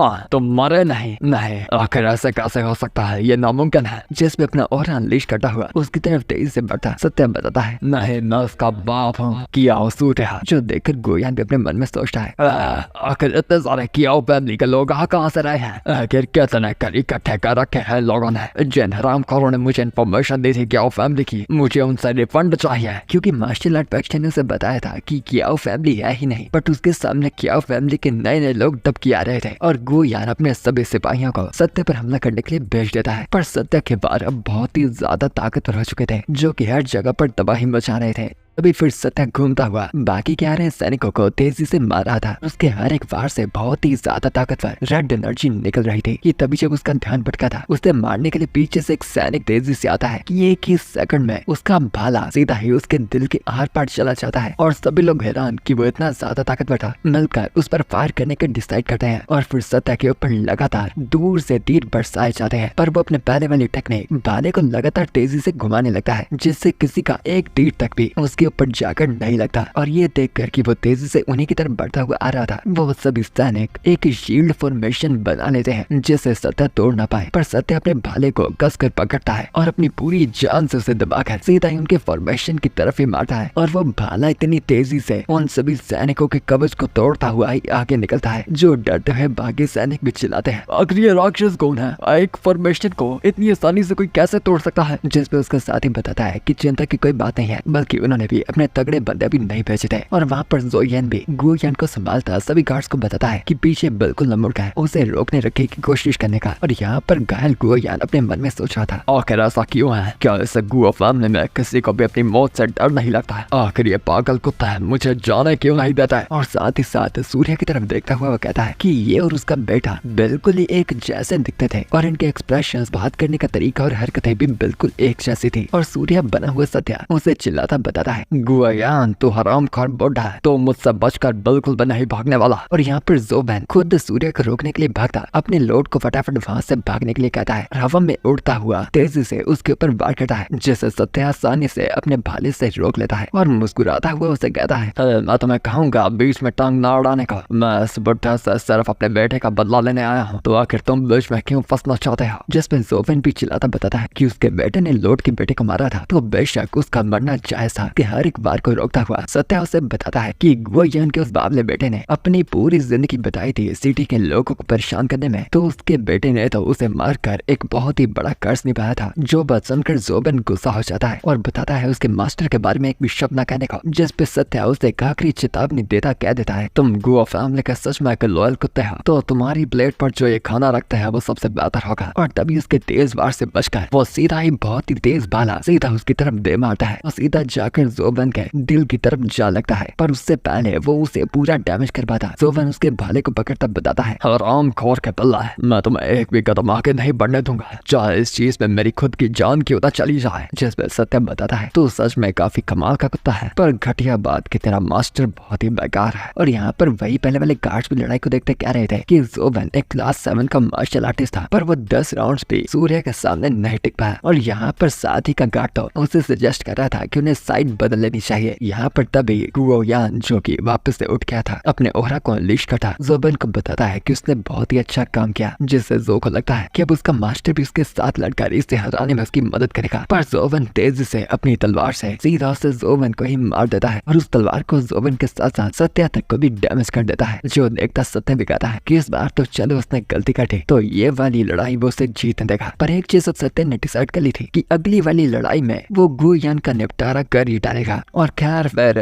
सत्या भी वहाँ पर मर जाता है, जो देखकर अपनी चीज से एकदम पागल हुआ हंसता हुआ गुओयान चिल्लाता सभी को बताने लगता है, देखा ये ऐसा होता है करम, और मेरे खिलाफ जो भी जाएगा इस सिटी के लॉर्ड का उसका अंत सिर्फ यही होगा। चाहे कि वो फैमिली के पास बार बार कर लोग इकट्ठे होंगे, पर चाहे उसका खानदान बार बार टपकता है, मैं हर एक को मार डालूंगा। और यहाँ पर कोई भी ऐसा व्यक्ति नहीं है जो मुझे रोकता है। और उसकी शक्ल और बने के एक्सप्रेशन से थोड़ा बहुत हम देख पाते हैं कि वो भी थोड़ा पागल होना चालू हो चुका था। यहाँ पर वापस से स्पॉन हो चुका सत्या अपने सिस्टम में देखने लगता है कि आखिर इस बार की डेथ रेटिंग कितनी कर अच्छी थी। तो अब उसके स्टार्स में हम देख पाते हैं कि वो एक्चुअली क्लास 6 का मार्शल आर्टिस्ट बन चुका था। उसके पास काफी सारी स्किल्स आ गई थी, जो कि सभी अलग अलग फेसेस में चल रही थी, जिसे आप अगर पढ़ना चाहे तो पोस्ट कर पढ़ सकते हैं। और साथ ही उसे डेथ रेटिंग A+ की मिली थी। और एक और नोटिफिकेशन आता है जो सत्य को कंग्रेचुलेट करता है पहली बार A+ की डेथ रेटिंग पाने के लिए। और साथ ही अब उसके पास एबिलिटी आ चुकी थी कि अब वो अपने पॉइंट्स को खुद से बांट सकता था। और फिर उसकी समरी वगैरह भी आ जाती है, जहाँ पर उसकी टोटल 30 बार मौत हुई थी और उसकी जिंदगी का 30 साल का लाइफ स्पैन चला गया था। और बचे हुए लाइफ स्पैन सिर्फ 58 ईयर्स था, वो भी इमॉर्टैलिटी पंच की वजह से। और उसे 200 पॉइंट्स एक्स्ट्रा मिलते हैं पहली बार A रेटिंग पाने के लिए। खैर अब इतनी सारी चीजें होने के बाद सत्य एकदम घबराता सिस्टम को पकड़ता चिल्लाता है, अब ये क्या बकवास है, मुझे कभी भी किसी ने नहीं बताया था कि बार बार रिवाइव होने से मेरा लाइफ स्पैन इतना ज्यादा कम होगा। हम मानता हूँ मुझे थोड़ा शक था, पर मुझे नहीं पता था कि मैं इतनी सारी लाइफ गुवा चुका हूँ। अगर मुझे सिर्फ अच्छे से आइडिया होता था मैं इमॉर्टैलिटी पंच में और भी ज्यादा इन्वेस्ट करता। और उसे याद था कि मिस्नो ने उसे बताया था कि एक बार अगर वो इमॉर्टैलिटी पंच में मास्टरी पालेगा तो वो अपनी विटैलिटी को अपनी पीक पे रखकर अपने लाइफ स्पैन को बढ़ा सकता है। तो अगर यहाँ पर वो अपने पॉइंट्स को इमॉर्टैलिटी पंच में दबाकर डाल देगा तो उसकी जिंदगी सेट हो जाएगी और वह एक असली इमॉर्टल बनने के आधे रास्ते तक पहुंच जाएगा। खैर फिर भी वो खुश था कि इस बार के रिवॉर्ड्स बहुत ही अच्छे थे, तो इन्हें वो अच्छे से सही जगह पे इन्वेस्ट कर सकता था, वरना भाई उसका तो काम बहुत बहुत ही ज्यादा खराब होने वाला था। खैर जो भी था, अभी उसके पास वेस्ट करने को टाइम नहीं था, क्योंकि वांग सोंग भी अपने काम पर लगा सत्या का अपना काम पूरा करने का वेट कर रहा होगा। और बाकी ये लाइफ लाइन वगैरह क्या चक्कर है वो डिसाइड करता है इस चीज की जानकारी गुओयान को खत्म करने के बाद में निकालने की। कि तभी यहाँ एक तरफ गुओयान की तरफ हम देखते हैं एक शासन लौटा फटाफट जानकारी लेकर गुओयान को आकर बताता है कि एक बुरी खबर थी और मेंशन में कुछ हो रहा था। और फिर वो उसे जानकारी देता है कि लोगों का एक झुंड न जाने कैसे ही मेंशन के अंदर आ पहुंचा था। और क्योंकि इस वक्त मेंशन में डिफेंस बहुत ही कम था, उन्होंने इस मौके का फायदा उठाकर सभी गार्ड्स को मारकर मेंशन पर कब्जा कर लिया था। जो बात सुनकर गुओयान का गुस्सा बहुत ही ज्यादा बढ़ जाता है, क्योंकि बेचारे के बस अलग अलग जगह से एल नहीं लग रहे थे, खासकर जब से उसने सत्या से पंगे लिए थे।